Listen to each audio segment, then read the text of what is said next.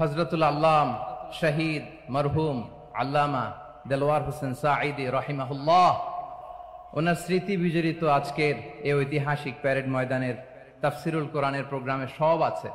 Stage আছে, শ্রোতা আছে, প্যান্ডেল আছে, মিডিয়া কাভারেজ আছে, কিন্তু আমাদের কলিজার টুকটাটা আমাদের মাঝে নাই।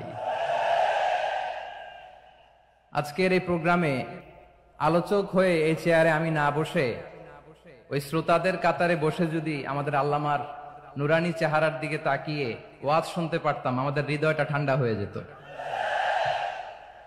আমাদের তৃষ্ণার্ত হৃদয় শান্ত হতো।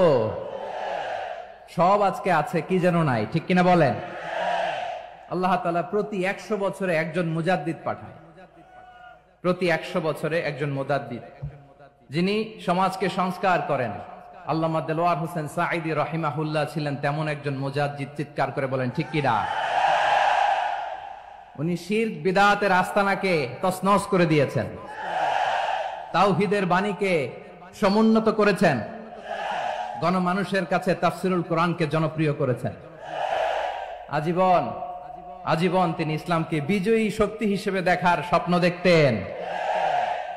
এত প্রাঞ্জল ভাষা, এত চমৎকার আধুনিক প্রেজেন্টেশন, গণমানুষের কাছে কোরআনের তাফসিরকে এভাবে জনপ্রিয় করে তোলার মতো ব্যক্তিত্ব আল্লামা সাঈদী ছাড়া দ্বিতীয় কেউ এই বাংলার ভূখণ্ডে নাই।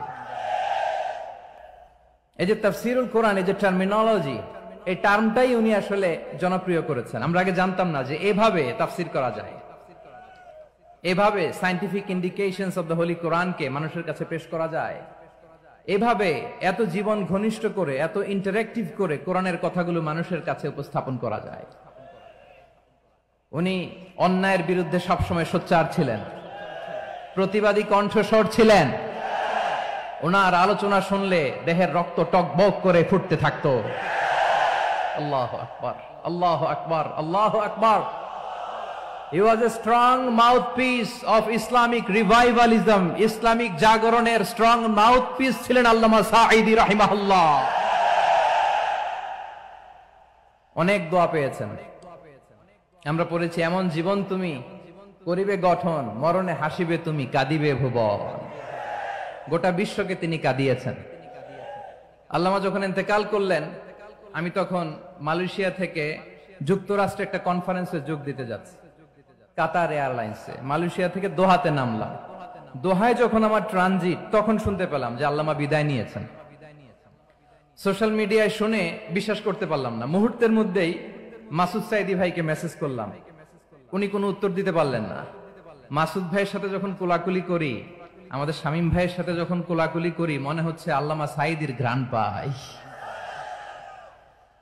শরীরটা লিটারালি কাঁপছিল, নিজেকে মানাতে পারছিলাম না, বিশ্বাস করতে পারছিলাম না যে আসলে আল্লামা বিদায় নিয়েছেন। ইন দ্য মিন টাইম আমার সেকেন্ড ফ্লাইট দোহা টু নিউ ইয়র্ক, 12 ঘন্টার ফ্লাইটে উঠলাম। ইন্টারনেট থেকে বিচ্ছিন্ন হলাম। নামার পরে শুনলাম আল্লাহু আকবার, যেখানে ওনাকে কবরস্থ করার কথা ছিল সেখানেও কবর দিতে দেয়া হয় নাই। ছবিগুলো দেখতে লাগলাম, হাসিমাখা মুখ, হাসিমাখা নিথর দেহটা, মরণে হাসিবে তুমি, কাঁদিবে ভুবন। From east to west, from north to south, the entire globe, গোটা বিশ্ব ওনার জন্য কেঁদেছে, গোটা বিশ্ব কেঁদেছে। কাবার গিলাফ ধরে ধরে মানুষ চিৎকার করেছে। এর চেয়ে শ্রেষ্ঠ মৃত্যুকার হতে পারে? আমাদের আল্লামার আর কি পাওয়ার ছিল বলেন? আর কি পাওয়ার ছিল? কুল্লু নাফসিন যায়িকাতুল মাউত, যারাই দুনিয়াতে আসবে তারা ইন্তেকাল করবে, এটা আমরা মেনে নেই, এটা আমরা জানি। কিন্তু অবাক করা বিষয় হচ্ছে, আমরা আজও জানি না আমাদের আল্লামার মৃত্যু কি স্বাভাবিক হয়েছে নাকি এটা পরিকল্পিত মেডিকেল কিলিং ছিল।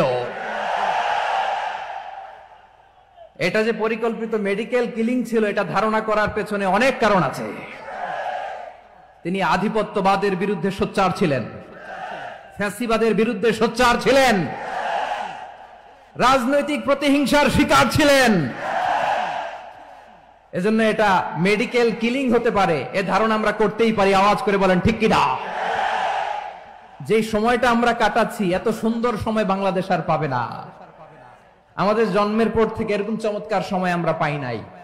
এটাই আসল সময়। আমরা ইন্টারিম গভর্নমেন্টের কাছে দাবি জানাই, উচ্চতর তদন্ত কমিটি করে এটা কি হত্যাকাণ্ড ছিল নাকি স্বাভাবিক মৃত্যু ছিল, এই রিপোর্ট গণমানুষের কাছে প্রচার করে জানাতে হবে। এই দাবির সাথে কি সবাই আপনারা একমত? কারা কারা একমত হাত তুলে দেখান।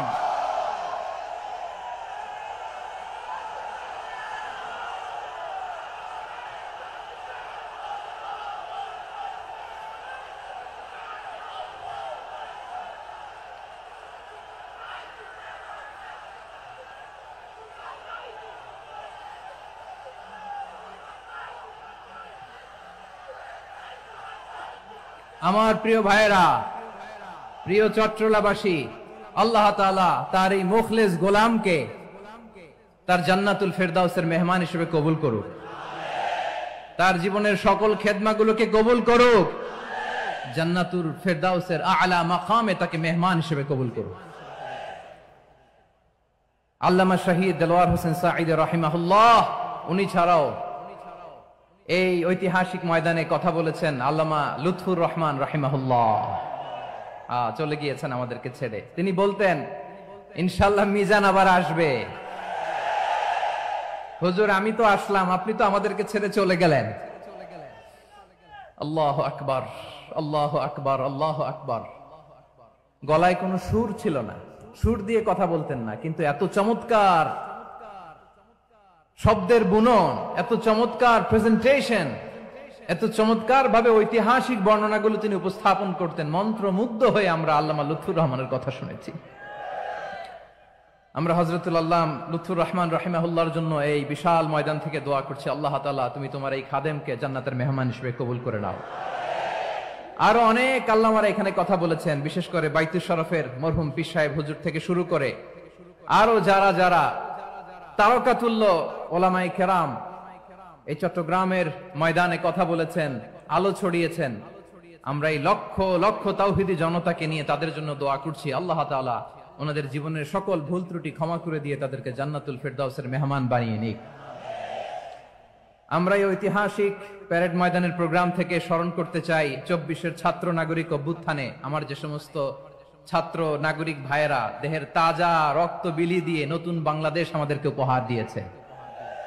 বিশেষ করে আপনাদের এই চট্টগ্রামের শহীদ ফাইসাল, শহীদ ওয়াসিম সহ সকল শহীদকে আল্লাহ তাআলা কবুল করুক। আমরা সবাই পড়ি আমিন। প্রিয় ভাইয়েরা, আমি নগণ্য একজন কোরআনের ছাত্র, এত বিশাল মঞ্চে এত বড় প্ল্যাটফর্মে কথা বলা আমার জন্য সাজে না। তারপরও আমাদের মুরব্বীরা আমাদের ডানে বায়ে বসে আছেন, ওনাদের আদেশ ক্রমে, ওনাদের অনুমতি ক্রমে কিছু কথা আজকের এই ঐতিহাসিক প্রোগ্রামে আপনাদের সামনে উপস্থাপন করার চেষ্টা করব। ওমা তৌফিক ইল্লা বিল্লাহ। প্রিয় ভাইয়েরা, 5 দিন ব্যাপী এই তাফসিরুল কোরআনের প্রোগ্রামে অনেক ওলামা হযরত কথা বলেছেন। যারা কোরআন সুন্নাহ থেকে আমাদেরকে কোরআনের কথাগুলো শোনালেন, আমরা যেন সেগুলো আমল করতে পারি, আল্লাহ আমাদেরকে তৌফিক দান করুক। শুরুতে আমাদের নিয়তটাকে খালেস করে নেওয়া দরকার। এই যে গ্যাদারিং, এই যে হিউজ শোডাউন, এগুলো যদি আমাদের নিজেদেরকে পরিবর্তন না করে তাহলে এতে কোনো লাভ নাই। জোরে বলেন ঠিক কিনা? এই প্রোগ্রাম যদি আমাদের জীবনকে পরিবর্তন করে, আমাদের চিন্তার ডিএনএ কে চেঞ্জ করে দেয়, তাহলেই চট্টগ্রামের প্যারেড ময়দান সার্থক। আসুন আমরা চিন্তাকে খালেস করে নেই। আমরা সবাই নিয়ত করি যে যতটুকু কথা আমরা কোরআনের আলোকে শুনবো, আমলের নিয়তে শুনবো ইনশাআল্লাহ। বলেন সবাই। আপনারা সবাই ঠিকঠাক আছেন তো? কখন আসছেন আপনারা? সবাই আসছেন কখন? সকালে, কেউ দুপুরে, 9টায়। আল্লাহ আল্লাহ আল্লাহ। দুপুরের খাবার খাওয়ার সুযোগ হয়েছিল? খান নাই? রোজা রাখছেন? আমি কি দিয়ে বিদায় দেব আমার এই ভাইগুলোরে? আল্লাহ তুমি আমার ভাইগুলোরে কবুল করো। ইসলামের পক্ষের এই গণজোয়ারকে আগামীর বাংলাদেশের ইসলামের জন্য তুমি কবুল করো। যেই ভালোবাসা ইসলামের জন্য হয়, যেই গণজোয়ার কোরআনের জন্য হয়, পৃথিবীর কোন শক্তি দিয়ে সেটাকে আটকানো যায় না। জোরে বলেন ঠিক কিনা? এজন্য গ্রাজুয়ালি, সিস্টেম্যাটিক্যালি, মেথোডোলজিক্যালি আমাদেরকে আগাতে হবে, শুধু আবেগ দিয়ে নয়। বিবেকেরও দরকার আছে না নাই? প্রিয় ভাইয়েরা, আসুন, আমাদের কথা অনেক বেশি, সময় অনেক কম। আমরা আর কাল বিলম্ব না করে মহাবিশ্বয় মহাগ্রন্থ আল কুরআন আল কারীম থেকে কিছু কথা শুনি। আমি যে টপিকটা নিয়ে আজকের ঐতিহাসিক চট্টগ্রামের প্যারেড ময়দানের তাফসিরুল কোরআন প্রোগ্রামে আলোচনা করব সেটা হচ্ছে সূরাতু আন-নাহলের 90 নম্বর আয়াত নিয়ে কিছু কথা আমরা উপস্থাপন করবার চেষ্টা করব ইনশাআল্লাহ। আমার খুতবার শুরুতেই আপনারা মোটামুটি আন্দাজ করে ফেলেছেন যে আমি কি নিয়ে আলোচনা করব, কারণ যে আয়াতটি আমি তেলাওয়াত করেছি এই আয়াতটি প্রায়শই এই ভূখণ্ডে, এই বাংলাদেশে জুমার দিনে খতিব সাহেবরা দ্বিতীয় খুতবা শেষের দিকে পড়ে না? কি কমন পড়ছে? ইন্নাল্লাহা ইয়া'মুরু বিল আদলি ওয়াল ইহসান ওয়া ইতা'i যিল কুরবা ওয়া ইয়ানহা আনিল ফাহশাই ওয়াল মুনকারি ওয়াল বাগি ইয়া'iদুকুম লাআল্লাকুম তাযাক্কারুন। মুখস্থ আছে না সবার? আসুন আমরা এই আয়াতের সরল অর্থ, এর মর্মবাণী, এর সংক্ষিপ্ত তাফসীর সবাই মিলে আজকের এই প্রোগ্রাম থেকে উদ্ধার করার চেষ্টা করি। আপনারা মনোযোগী আছেন তো? ইনশাআল্লাহ। এই আয়াতটা অনেক কম্প্রিহেন্সিভ একটা আয়াত। সাইয়েদনা আব্দুল্লাহ ইবনে মাসউদ রাদিয়াল্লাহু তাআলা আনহু উনি বলেছেন, ইন্নাহা মিন আজমাই আয়াতিল কুরআন, এটা কোরআনের সবচেয়ে জামে মানে আয়াত।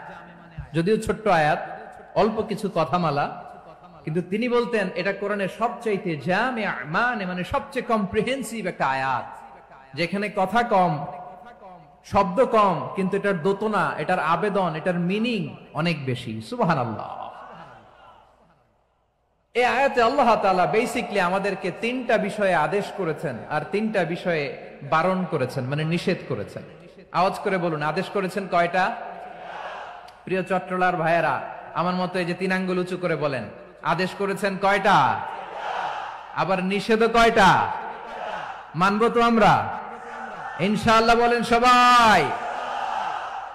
3 do's and 3 don'ts, do's and don'ts, তিনটা আদেশ, তিনটা নিষেধ।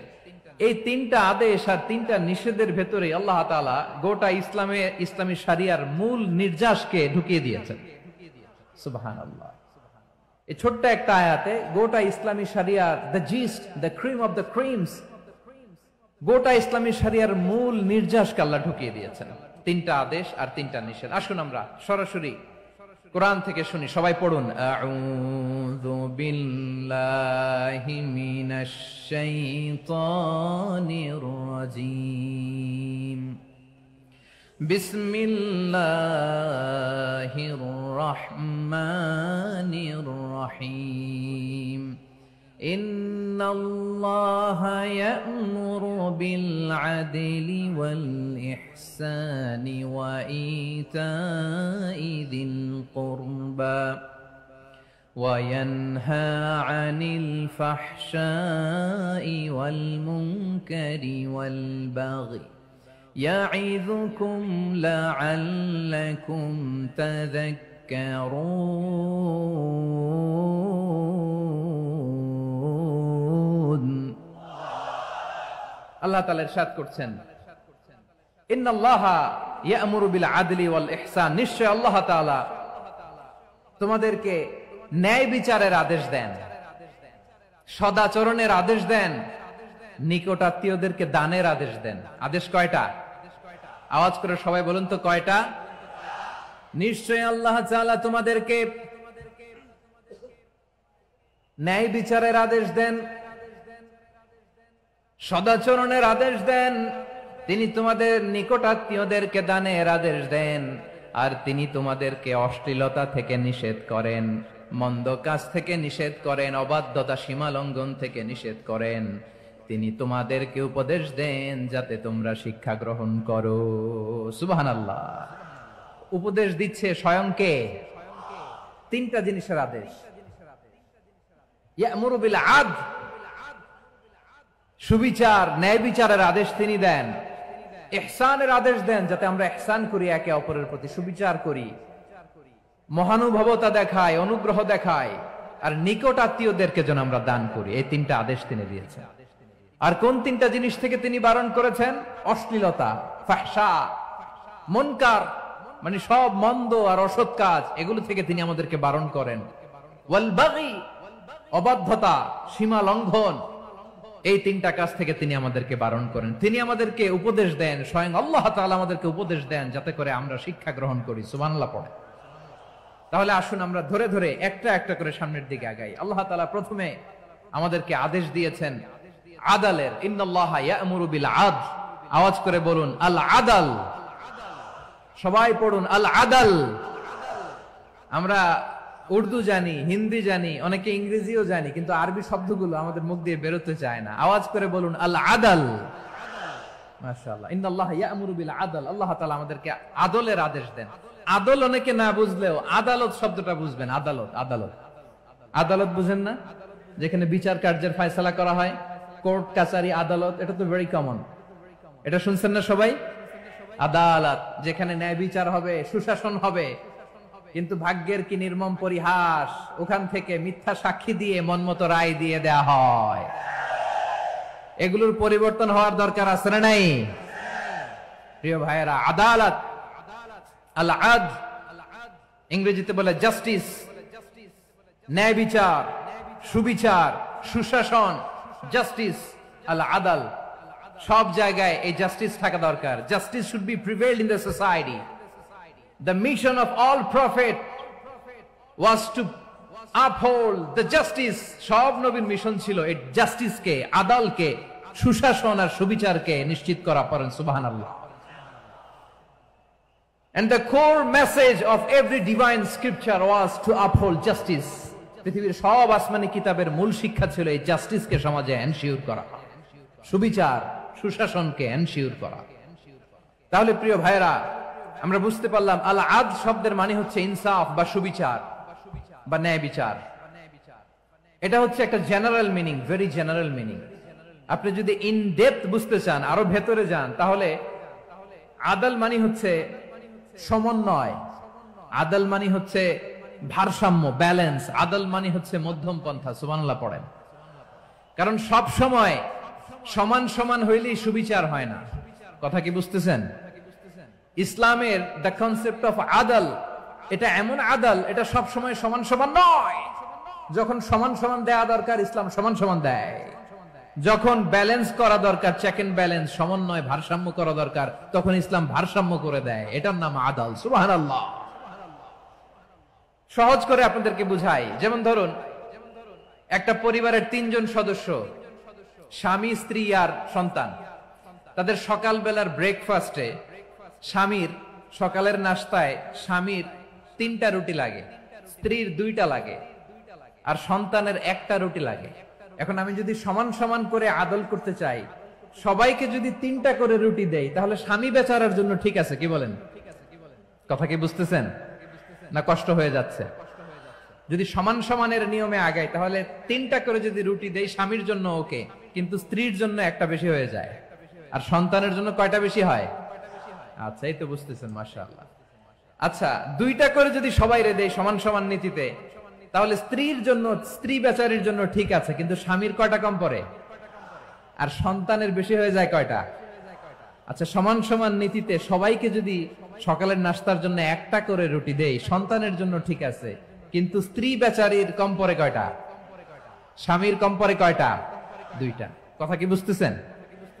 আর আমি যদি স্বামীকে দেই 3টা, স্ত্রীকে দেই 2টা, আর সন্তানকে দেই 1টা, তাহলে কারো অপচয় হবে না। যার যতটুকু দরকার ঠিক ততটুকুই কাজে লাগবে। চিল্লায় বলেন ঠিক কিনা? এটাই হচ্ছে ইসলামের আদল, যেখানে যার যতটুকু দরকার তাকে সেখানে ঠিক ততটুকু দিয়ে দেওয়ার নামই হচ্ছে আদল। চিল্লায় পড়েন আল্লাহু আকবার। রব্বুল আলামিন বলেন, ইউসিকুমুল্লাহু ফি আওলাদিকুম লিযযাকারি মিসলু হাযযিল উনসায়াইন। আল্লাহ তোমাদেরকে ওসিয়ত করেন, তোমাদেরকে আদেশ দেন, উত্তরাধিকার সম্পদ যখন বন্টন হবে, ছেলেরা যতটুকু পাবে, মেয়ে পাবে তার অর্ধেক। সুবহানাল্লাহ বলেন। দেখেন, ছেলে যদ্দূর, মেয়ে অর্ধেক। ছেলে ডবল পাবে। আপাত দৃষ্টিতে মনে হয় এখানে অবিচার হয়েছে, কিন্তু আসলে কি অবিচার হয়েছে? আপনি বিয়ের ক্ষেত্রে যান, ওইখানে আবার ছেলে মোহরানা দেয়, মেয়ে সেখানে মোহরানা পায়। তাহলে চেক এন্ড ব্যালেন্স, ভারসাম্য, ব্যালেন্স, মধ্যম পন্থা এখানে আছে না নাই? এটাই হচ্ছে ইসলামের আদল। আল্লাহ তাআলা এই আদলের আদেশ দিয়েছেন, সুবিচার, ন্যায় বিচার, সুশাসন এবং ভারসাম্যের আদেশ দিয়েছেন। প্রিয় ভাইয়েরা, একটি শান্তিময় সমাজ, একটা সমৃদ্ধ সমাজ, একটা মানবিক সমাজ যদি আমরা পেতে চাই, এই আয়াতের মধ্যে যতগুলো পয়েন্ট আছে সবগুলোর বাস্তবায়ন লাগবে। কথা বুঝতে পেরেছেন? বলেন, আওয়াজ করে বলেন, আমরা একটা শান্তির সমাজ চাই কি চাই না? আমরা একটা সমৃদ্ধ বাংলাদেশ চাই কি চাই না? আমরা একটা মানবিক বাংলাদেশ চাই কি চাই না? এই আয়াতে আল্লাহ তাআলা একটা মানবিক সমাজের রূপরেখা টেনেছেন। তার প্রথম কথা হচ্ছে ইন্নাল্লাহা ইয়ামুরু বিল আদল। আল্লাহ তাআলা তোমাদেরকে আদলের নির্দেশনা দেয়, সুবিচার সুশাসনের নির্দেশনা দেয়। যে সমাজে আদল থাকে না সেই সমাজে জুলুম মানুষের ঘাড়ে চেপে বসে। আদলের বিপরীত হচ্ছে জুলুম। আদলের বিপরীত কি? জুলুম বা জাওর, অত্যাচার, অবিচার, বৈষম্য। এই যে বৈষম্য বিরোধী ছাত্র আন্দোলন কেমন পড়ছে? এই যে একজন সমন্বয়ক তো দেখা করলো আমার সাথে। জুলুম মানে হচ্ছে বৈষম্য। বৈষম্যের স্থান ইসলামে নাই, অবিচারের স্থান ইসলামে নাই, জুলুমের স্থান ইসলামে নাই। আল্লাহ তাআলা বলেন যে আমি জুলুমকে নিজের জন্য হারাম করেছি এবং তোমাদের জন্য হারাম করেছি। বিশ্বনবী ফরমান, আল্লাহ তাআলা বলেন হাদিসে কুদসিতে, ইয়া ইবাদি ইন্নী হারামতুয যুলমা আলা নাফসি ওয়া জাআলতুহু বাইনাকুম মুহাররামান ফালা তাযালামু। আমার গোলামেরা শোনো, নিশ্চয় আমি আল্লাহ তাআলা জুলুমকে আমি আমার উপরে হারাম করেছি, অনুরূপ ভাবে জুলুম করাকে তোমাদের উপরেও হারাম করেছি। ফলে ফালা তাযালামু, তোমরা একে অপরের সাথে জুলুম করো না। নির্দেশনাটা কার? খবরদার, জুলুমের সাথে আমাদের কোনো সম্পর্ক নাই। আল্লাহ তাআলা আদলের আদেশ দিয়েছেন, আদালতের আদেশ দিয়েছেন, সুশাসনের ন্যায় বিচারের আদেশ দিয়েছেন। ইন্নাল্লাহা ইয়ামুরু বিল আদল। আমাদেরকে আদল প্রতিষ্ঠা করতে হবে। জুলুমের সাথে ইসলামের কোনো সম্পর্ক নাই। আল্লাহ তাআলা জালিমদের জন্য কঠিন শাস্তি প্রস্তুত করে রেখেছেন। যারা এই আদলকে ভুলুণ্ঠিত করে জুলুমের রাস্তায় হাঁটতে চায় তাদের প্রাপ্য কিয়ামতের ময়দানে বুঝিয়ে দিবে কে? আল্লাহ তাআলা তাদের প্রাপ্যকে বুঝিয়ে দিবেন। এজন্য বিশ্বনবী বলে, খবরদার, তোমরা ইনসাফ করবে, আদল করবে, জুলুম করবে না। আয-যুলমু যুলুমাতুন ইয়াউমাল কিয়ামা। জুলুম কিয়ামতের দিন অন্ধকার হয়ে জালিমের ঘাড়ে চেপে বসবে। আবার বিশ্বনবী বলতেন, ইত্তাকি দাওয়াতাল মাজলুম। খবরদার, তোমরা মজলুমের কান্নাকে ভয় করো। ফাইন্নাহু লাইসা বাইনাহু ওয়া বাইনাল্লাহি হিজাব। কেননা মজলুমের কান্নার মাঝে আর আল্লাহর আরশের মাঝে কোনো পর্দা থাকে না। বিশ্বাস হয়? এই কথা বিশ্বাস হয়? এর জলজ্যান্ত প্রমাণ তো আমরা নিজেরাই দেখলাম। হ্যাঁ, মজলুমের কান্না ফুলে ফেপে মহিরুহ হয়ে পাহাড়ের মতো হয়ে বিস্ফোরিত হয়ে জালিমের মসনদকে ছারখার করে দিয়েছে। এর প্রমাণ তো আমরা নিজেরাই তো দেখলাম। জালিমের পরিণতি কি হয় আমরা জীবদ্দশাই তো দেখলাম। এমনও কোন জুলুম নাই যে হয় নাই, ঠিক কিনা বলেন? আহারে জুলুম, আহারে জুলুম। রিসেন্টলি আয়না ঘরের কিছু ছবি প্রকাশিত হয়েছে সোশ্যাল মিডিয়ায়, দেখেছেন আপনারা? হ্যাঁ, ছোট্ট একটা জায়গা, স্বাধীন মানুষকে প্রাণীর মতো, পাখির মতো খাঁচায় বন্দি করে রেখেছে। কখন দিন কখন রাত কিচ্ছু জানে না, কখন দিন কখন রাত কিছু জানে না। বছরের পর বছর কেটে গিয়েছে। এক্সট্রা জুডিশিয়াল কিলিং এর কোনো হিসাব নাই। বিচার বহির্ভূত হত্যা, এনফোর্স ডিসঅ্যাপিয়ারেন্স, গুম, যেটা সবচাইতে বড় মানবতা বিরোধী অপরাধ। কত মানুষ যে গুম হয়েছে তার কোনো ইয়ত্তা নাই। যেই ফ্যামিলির সদস্য গুম হয়েছে তারা কি ওই লোকটার জন্য মাগফিরাতের দোয়া করবে নাকি সুস্বাস্থ্যের দোয়া করবে তারা নিজেরাও জানতো না। কারণ জানে না ও বেঁচে আছে না মরে গেছে।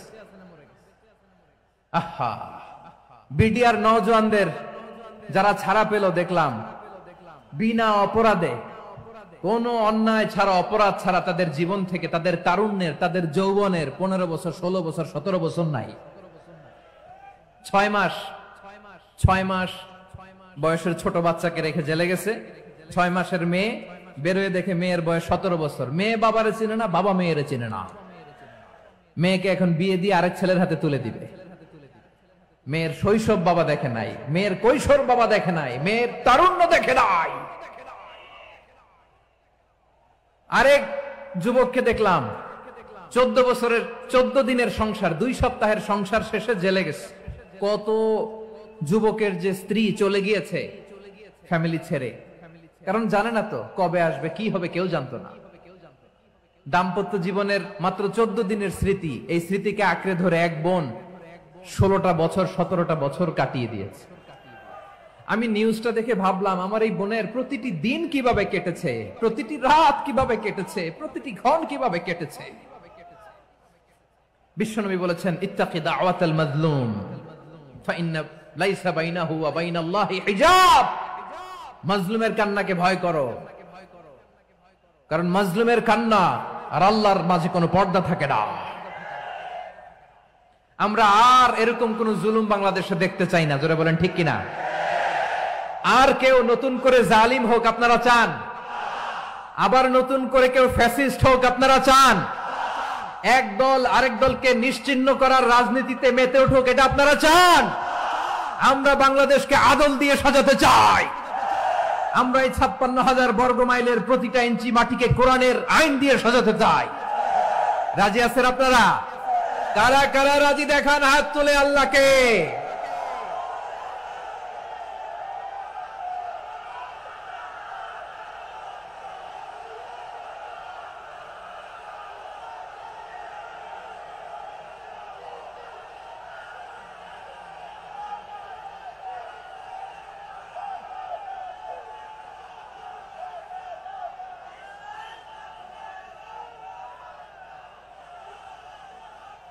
বসুন আমার প্রিয় বীর চট্টলার তৌহিদি মুসলমান, আমরা আর নতুন করে কেউ জালিম হোক এটা চাই না, নতুন করে আবার কেউ ফ্যাসিস্ট হোক আমরা চাই না, এক দল আরেক দলকে নিশ্চিহ্ন করার রাজনীতি করুক আমরা চাই না। আমরা সুশাসনের বাংলাদেশ চাই, আমরা মানবিক বাংলাদেশ চাই, আমরা একটা সমৃদ্ধ বাংলাদেশ চাই, আমরা বিশ্বের বুকে সম্মান নিয়ে মাথা উঁচু করে দাঁড়াতে চাই, ঠিক কিনা বলেন? আল্লাহ বললেন, এটা যদি তোমরা চাও, একটা সমৃদ্ধ সমাজ যদি বিনির্মাণ করতে চাও, মানবিক সমাজ যদি বিনির্মাণ করতে চাও, আমি তোমাদেরকে সেজন্য প্রথমে আদালতের নির্দেশ দিলাম। ইন্নাল্লাহা ইয়া'মুরু বিল আদল, নিশ্চয় আল্লাহ তাআলা তোমাদেরকে ন্যায় বিচার সুশাসন এটার আদেশ দেন। সুবহানাল্লাহ। আদাল, ন্যায় বিচারের আদেশ আল্লাহ তাআলা কোরআনের বিভিন্ন আয়াতে দিয়েছেন। আল্লাহ তাআলা বলছেন, ইন্নাল্লাহা ইয়া'মুরুকুম আন তুআদ্দুল আমানাতি ইলা আহলিহা ওয়া ইযা হাকামতুম বাইনান নাসি আন তাহকুমু বিল আদল ইন্নাল্লাহা নি'ম্মা ইয়া'iযুকুম বিহি ইন্নাল্লাহা কানা সামিআন বাসীরা। আল্লাহ তাআলা বললেন, আল্লাহ আদেশ দিচ্ছেন, যে ব্যক্তি আমানতের হকদার তার হাতে তোমরা আমানত পৌঁছে দাও, আর যখন তোমরা বিচার কার্য করবে, বিচার ফয়সালা করবে, আদালতের সাথে করো। সুবহানাল্লাহ বলেন। ওয়াইদা হাকামতুম বাইনান নাসি আন তাহকুমু বিল আদল, আদালতের সাথে করবা। আল্লাহ তাআলা বলেন, যারা জাজ হবে, বিচারক হবে, তাদের যদি বাদী বিবাদীর কারো সাথে শত্রুতা থাকে, কারো সাথে যদি কোনো ধরনের রেষারেষি থাকে, আল্লাহ বলেন বিচার কার্য করতে যে ওই শত্রুতা রেষারেষির কারণে আদালতের বাইরে যে অবিচার করে বিচার করো না।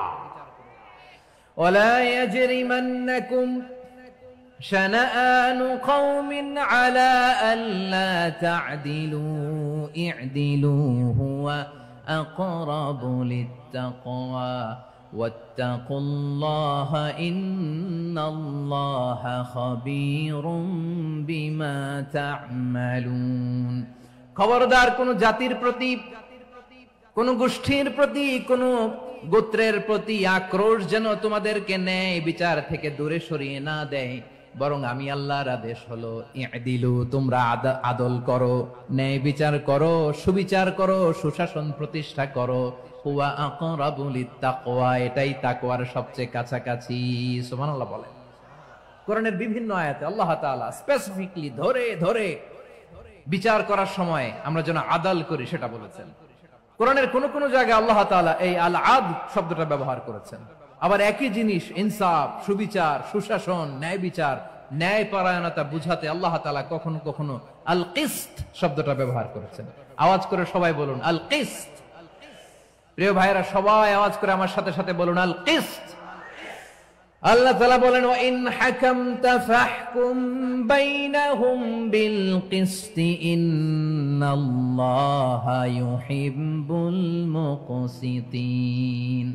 যখন তুমি বিচার করবে, বিশ্বনবীকে উদ্দেশ্য করে অ্যাড্রেস করে বললেন, নবী হে, ইহুদিরা কোনো বিষয়ে মীমাংসার জন্য যদি আপনার দরবারে আসে, যদি বিচার করতে হয়, খবরদার অবিচার করবেন না। ফয়সালা যেটা করবেন কিসতের সাথে করবেন, ন্যায় পরায়ণতার সাথে করবেন, কারণ ইন্নাল্লাহা ইউহিব্বুল মুকসিতিন, নিশ্চয় আল্লাহ রাব্বুল ইজ্জাত ন্যায় পরায়ণশীলদেরকে বড্ড ভালোবাসেন। সুবহানাল্লাহ বলেন।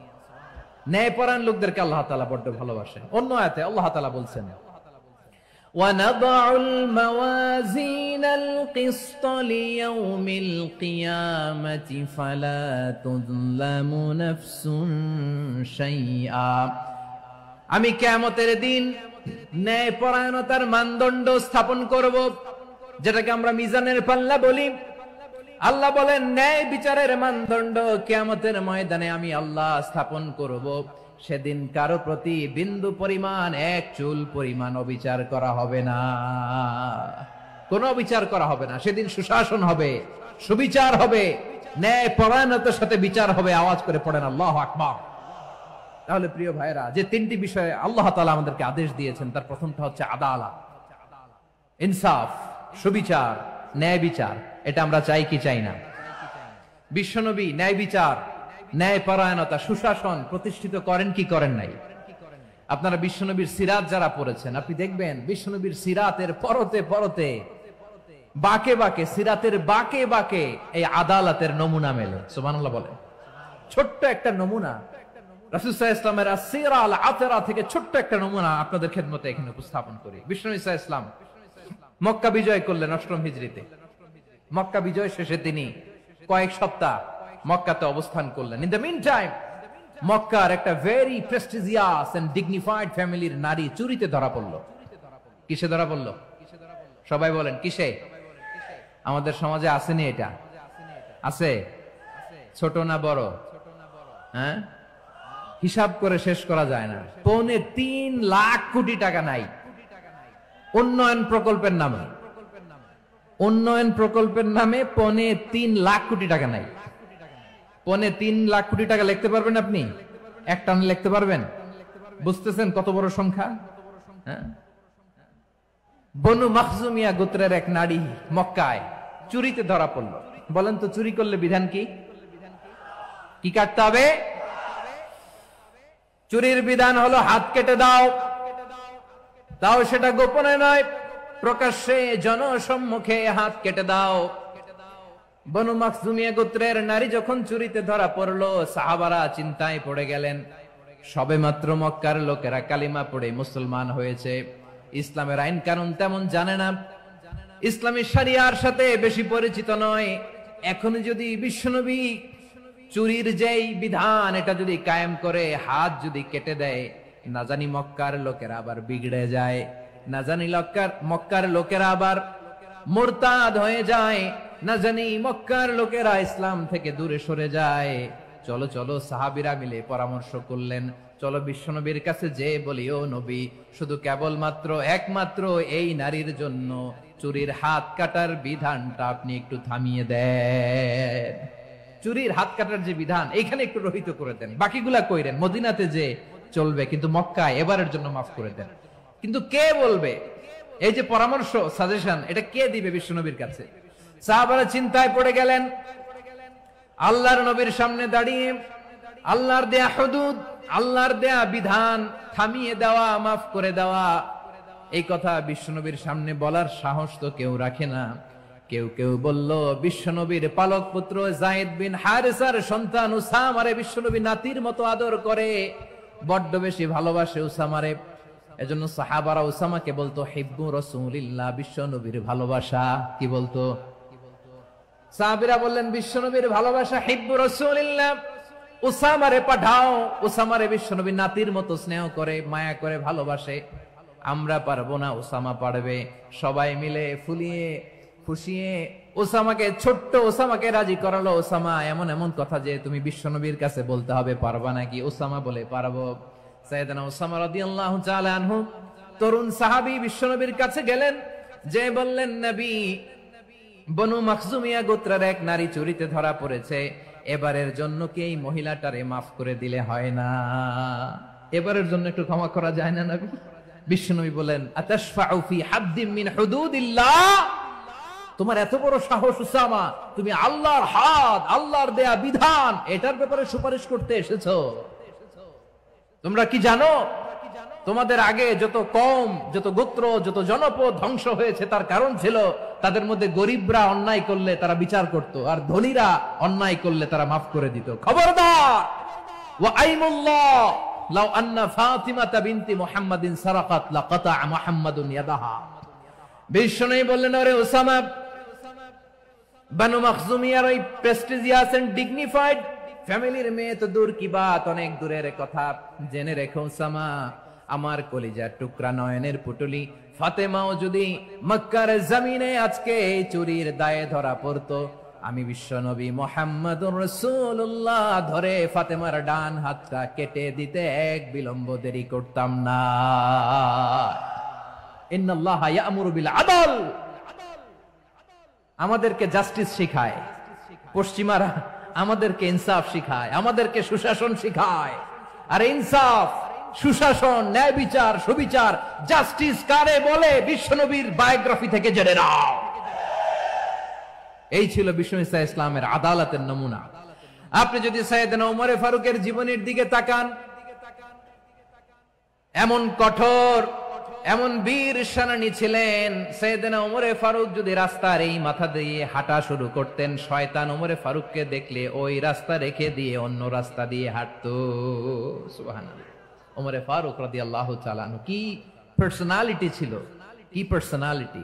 আমাদের এলাকায় ছোট বাচ্চারা রাতে ভাত খেতে চায় না, আমার মেয়েটাও খেতে চায় না। এই এটা দিব, ওইটা দিব, আজকে মাহফিলে আসার সময় বলে দিছে লিস্ট করে এটা এটা আনতে হবে। তো ছোট্ট বাচ্চাদের অনেক বায়না থাকে, ওরা রাতে খেতে চায় না। তো মায়েরা বিভিন্ন ভয় দেখায়, এই বাঘ আসবে, বাঘ আসবে খাও, এই ভূত আসবে, ভূত আসবে খাও। আপনারা কি বলেন চট্টগ্রামে? কি আসবে? হ্যাঁ, ভূত, ভূত, ভূত আসবে, বাঘ আসবে, খাও খাও খাও, তাড়াতাড়ি খাও। তো বাচ্চারা এগুলো শুনে ভয়ে খেতে শুরু করে। মদিনার জমিনেও একই ঘটনা ঘটতো। মদিনার ছোট্ট ছোট্ট সোনামণিরা খেতে চাইতো না। তো মায়েরা বলতো, হা হুয়া ইয়াতি উমর, হা হুয়া ইয়াতি উমর, ওই যে ওমর আসতেছে, উমর। ওমরে ফারুকের কথা শুনলে বাচ্চারা একেবারে ঠান্ডা। সুবহানাল্লাহ পড়বেন না? প্রভু তুমি বলেছ রাসূল দেবে না, বলনি দেবে না ওমর, বলনি দেবে না হামজা তারি, খালিদ বিজয় সমর। প্রভু তুমি বলেছ রাসূল দেবে না, বলনি দেবে না ওমর, বলনি দেবে না হামজা তারি, খালিদ বিজয় সমর। প্রভু তুমি বলেছ রাসূল দেবে না। আল্লাহু আকবার।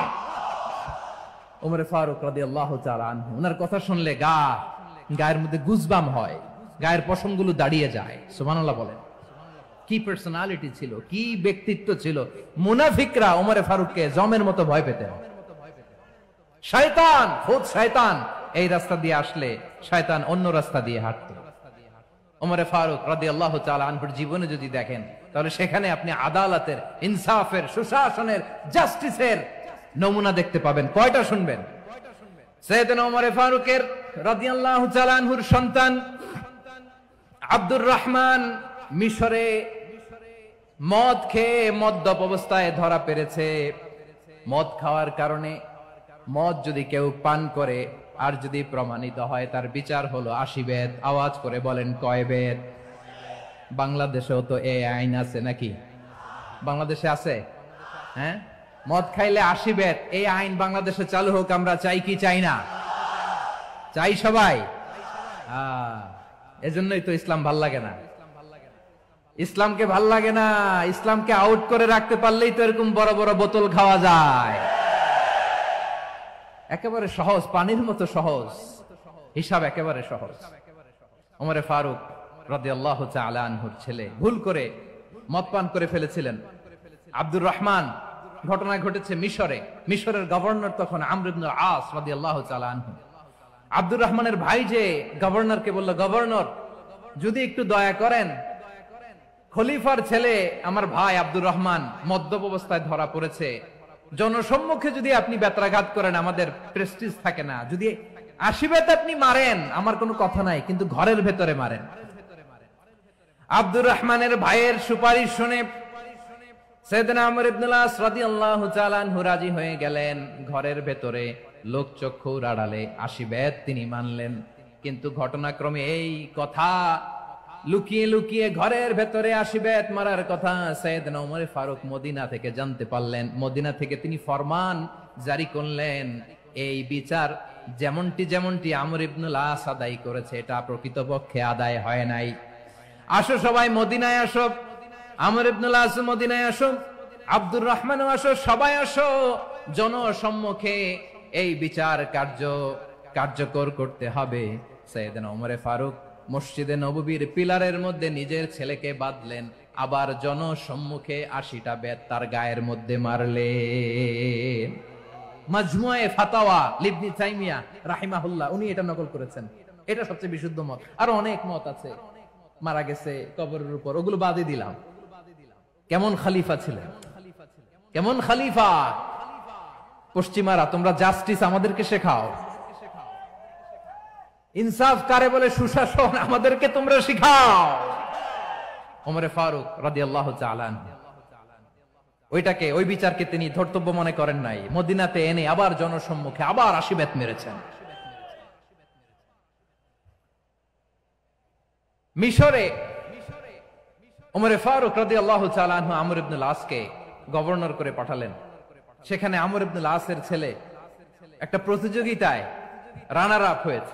এক মিশরি সেখানে চ্যাম্পিয়ন হয়েছে। রানার আপ বুঝতে পেরেছেন তো? রানার আপ সেকেন্ড হয়েছে, এক মিশরি হয়েছে চ্যাম্পিয়ন প্রথম। কিন্তু গভর্নরের ছেলে ও জিততে পারে নাই, ও রাগে ওই মিশরির গায়ের মধ্যে কয়েকটা লাঠি দিয়ে বাড়ি মেরেছে। মিশরি যে মদিনাতে ওমর ফারুকের কাছে বিচার দিলেন, আপনার গভর্নরের ছেলে অন্যায় ভাবে আমার গায়ে হাত তুলেছে। সাইয়েদনা ওমর ফারুক আবার ফরমান জারি করলেন, আসো মদিনাতে আসো। মিশরীকে ডাকলেন। ওই মিশরের গভর্নর আমর ইবনে আস রাদিয়াল্লাহু তাআলা আনহুকে ডাকলেন, তার ছেলেকেও ডাকলেন। সবাই বসে রইল। আমর ইবনে আস রাদিয়াল্লাহু তাআলা আনহু মাথা নিচু করে বসে আছেন, লজ্জায় কাচুমাচু। হায় হায়, আজকে আমার ছেলের কারণে আমিরুল মুমিনিন খলিফাতুল মুসলিমিন ওমর ফারুকের কাছে আমি জনসম্মুখে লজ্জিত হচ্ছি।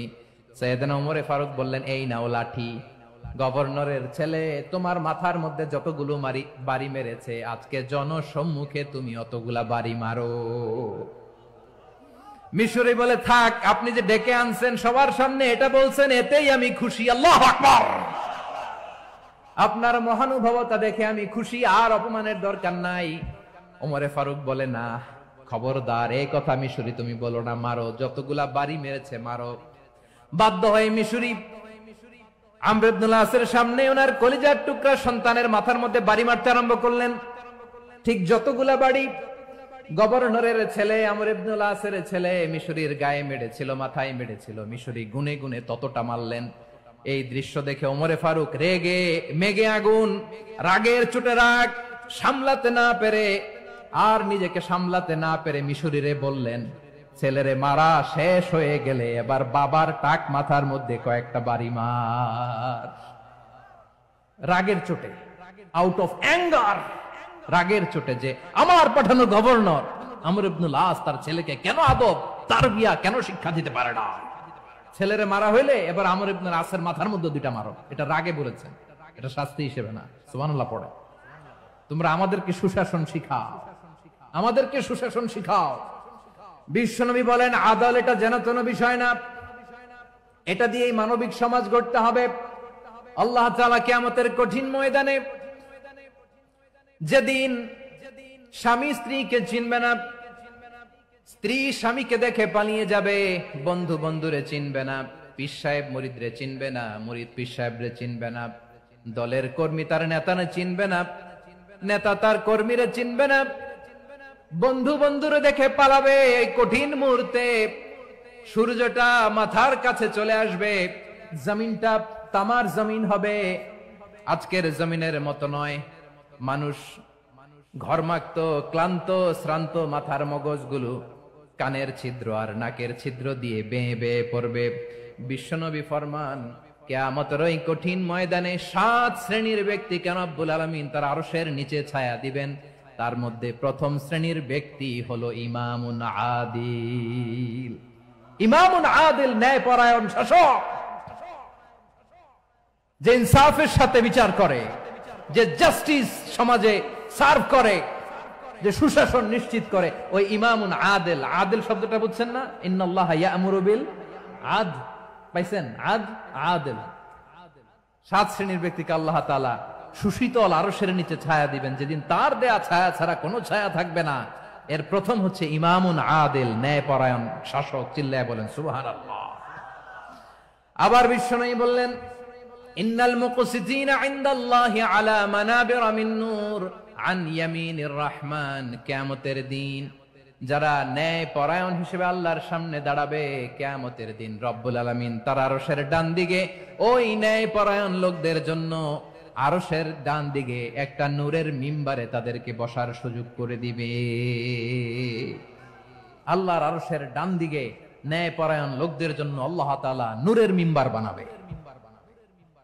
4 ঠিকানে কথা মনে করেছেন? আল আদাল, জাস্টিস। ইন্নাল্লাহা ইয়া'মুরু বিল আদল। আল্লাহ তাআলা এই আদালতের নির্দেশনা দেয়, সুবিচার, সুশাসন। প্রিয় ভাইয়েরা, এটা আমরা বাংলাদেশে চাই কি চাই না? এই যে অরাজকতা, এই যে অন্যায়, এই যে জুলুম, এই যে ইনকনসিস্টেন্সি সমাজের অসঙ্গতির প্রধান কারণ জাস্টিস নাই, সুবিচার নাই, সুশাসন নাই। শেষবারের মতো আওয়াজ করে বলেন তো, আমরা বাংলাদেশে আদল চাই কি চাই না? তাহলে প্রথম নির্দেশনা শেষ, আল্লাহ তাআলা তোমাদেরকে আদলের আদেশ দেন। এরপরে আল্লাহ বললেন, আমি তোমাদেরকে ইহসানের আদেশ দেই। ইন্নাল্লাহা ইয়া'মুরু বিল আদলি ওয়াল ইহসান। আমি তোমাদেরকে যেমনি আদলের নির্দেশনা দেই, তেমনি ভাবে তোমাদেরকে ইহসানের নির্দেশনা দেই। ইহসান, আওয়াজ করে সবাই বলেন তো ইহসান। সবাই বলেননি, সবাই বললে এতটুকু আওয়াজ হবে আমি বিশ্বাস করি না। আওয়াজ করে বলুন আল ইহসান। ইহসান মানে কারো প্রতি সফট হার্টেড হওয়া, মহানুভব হওয়া, অনুগ্রহ পরায়ণ হওয়া, অনুগ্রহশীল হওয়া, একে অপরের প্রতি দয়াদ্র হওয়া। একে অপরের প্রতি দয়াদ্র, অনুগ্রহশীল হওয়া ছাড়া মানবিক সমাজ কঠিন কালেও গঠন করা সম্ভব না। প্রিয় ভাইয়েরা, সুন্দর আচরণ দিয়ে, ইহসান দিয়ে যা জয় করা যায়, নরম আচরণ দিয়ে যেটা অর্জন করা যায়, কঠোরতা দিয়ে সেটা পারা যায় না। বিষ্ণু ঈসা ইসলাম ইহসান দিয়ে, কোমল আচরণ দিয়ে, তার অনুগ্রহ দিয়ে তিনি অনেক কাফিরের হৃদয়কে জয় করে ফেলেছেন। সাইয়েদনা সুমামা ইবনে উসাল রাদিয়াল্লাহু তাআলা আনহুর কথা মনে পড়ে যায়। তিনি ছিলেন ইয়ামামার বাদশা। মদিনাতে বিশ্বনবীকে হত্যা করার নিয়তে এসেছিলেন। গোপনে গোপনে বিশ্বনবীকে হত্যা করে আবার ইয়ামামাতে তিনি ফিরে যাবেন। কিন্তু কি অবাক করা কাণ্ড, হত্যা করতে পারে নাই, সাহাবাদের হাতে তিনি ধরা পড়ে গেলেন। সাইয়েদনা সুমামা ইবনে উসাল রাদিয়াল্লাহু তাআলা আনহু হত্যার নিয়তে আসলেন, কিন্তু হত্যা করতে পারলেন না। সাহাবারা ওনাকে ধরে ফেললেন, ধরে মসজিদে নববীর পিলারের মধ্যে বেঁধে রাখলেন। সুমামা ইবনে উসাল, সিরাত থেকে শুনেন, সিরাত থেকে শোনাচ্ছি। রাদিয়াল্লাহু তাআলা আনহু ইয়ামামার অধিপতি ছিলেন। ইয়ামামা বিশ্বনবীকে হত্যার জন্য আসছেন, ধরা পড়ে গেছেন, এখন মসজিদে নববীতে বেঁধে রাখছেন। তার মানে বন্দী। এখন স্ট্যাটাস কি? বন্দী, ক্যাপটিভ। বিষ্ণু ঈসা ইসলাম সাহাবাদেরকে বললেন, তার খোঁজ খবর নিও, সুমামা ইবনে উসালের খোঁজ খবর নিও। সাহাবারা বলেন, ইয়া রাসূলুল্লাহ, আপনাকে হত্যা করতে এসেছে, তার তো কঠিন ক্যাপিটাল পানিশমেন্ট হওয়া দরকার, কঠিন শাস্তি হওয়া দরকার। বিশ্বনবী বললেন, না, আমি যেটা জানি তোমরা সেটা জানো না, তোমরা সুমামার সাথে ভালো আচরণ করো। বিশ্বনবী সুমামার কাছে গেলেন। প্রথম দিন যে তিনি কালেমার দাওয়াত দিলেন, ইমানের দাওয়াত দিলেন, ইসলামের দাওয়াত দিলেন, রিসালাতের দাওয়াত দিলেন, আখিরাতের দাওয়াত দিলেন। পরের দিন যে বিশ্বনবী সালাতের দাওয়াত দিলেন, যাকাতের দাওয়াত দিলেন, ইসলাম কি, কিভাবে, কেমন করে পালন করতে হয় চমৎকার আর্টিকুলেট করতে শুরু করলেন। তন্ময় হয়ে সুমামা ইবনে উসাল রাদিয়াল্লাহু তাআলা আনহু বিশ্বনবীর কথাগুলো শুনতে আরম্ভ করলো। একদিন নয়, 2 দিন নয়, টানা 3 দিন বিশ্বনবী সুমামার কাছে ইসলামকে প্রেজেন্ট করেছেন, উপস্থাপন করেছেন। আওয়াজ করে বলেন, কয় দিন? 3 দিন। 3 দিন মসজিদে নববীতে বাধা। আর সাহাবীদেরকে বললেন, তার খোঁজ খবর নিও, তোমরা যে রুটি বানাও এর মধ্যে সবচেয়ে ভালো আটার রুটিটা তারে দিও, সবচেয়ে রিফাইন্ড খেজুর, যেটা পিওর খেজুর, এটা তারে দিও। আর বিশ্বনবী নিজের ওট থেকে দুধ দহন করে ওনার বাড়ির এক কর্মচারীকে বলেছেন, দুধ দহন করে সুমামার জন্য নিয়ে যেও। সুবহানাল্লাহ পড়বেন না? সবাই তো অবাক, ইয়ামামা থেকে আসছে নবীকে হত্যা করতে, বিশ্বনবী দেখে তারে জামাই আদর করে,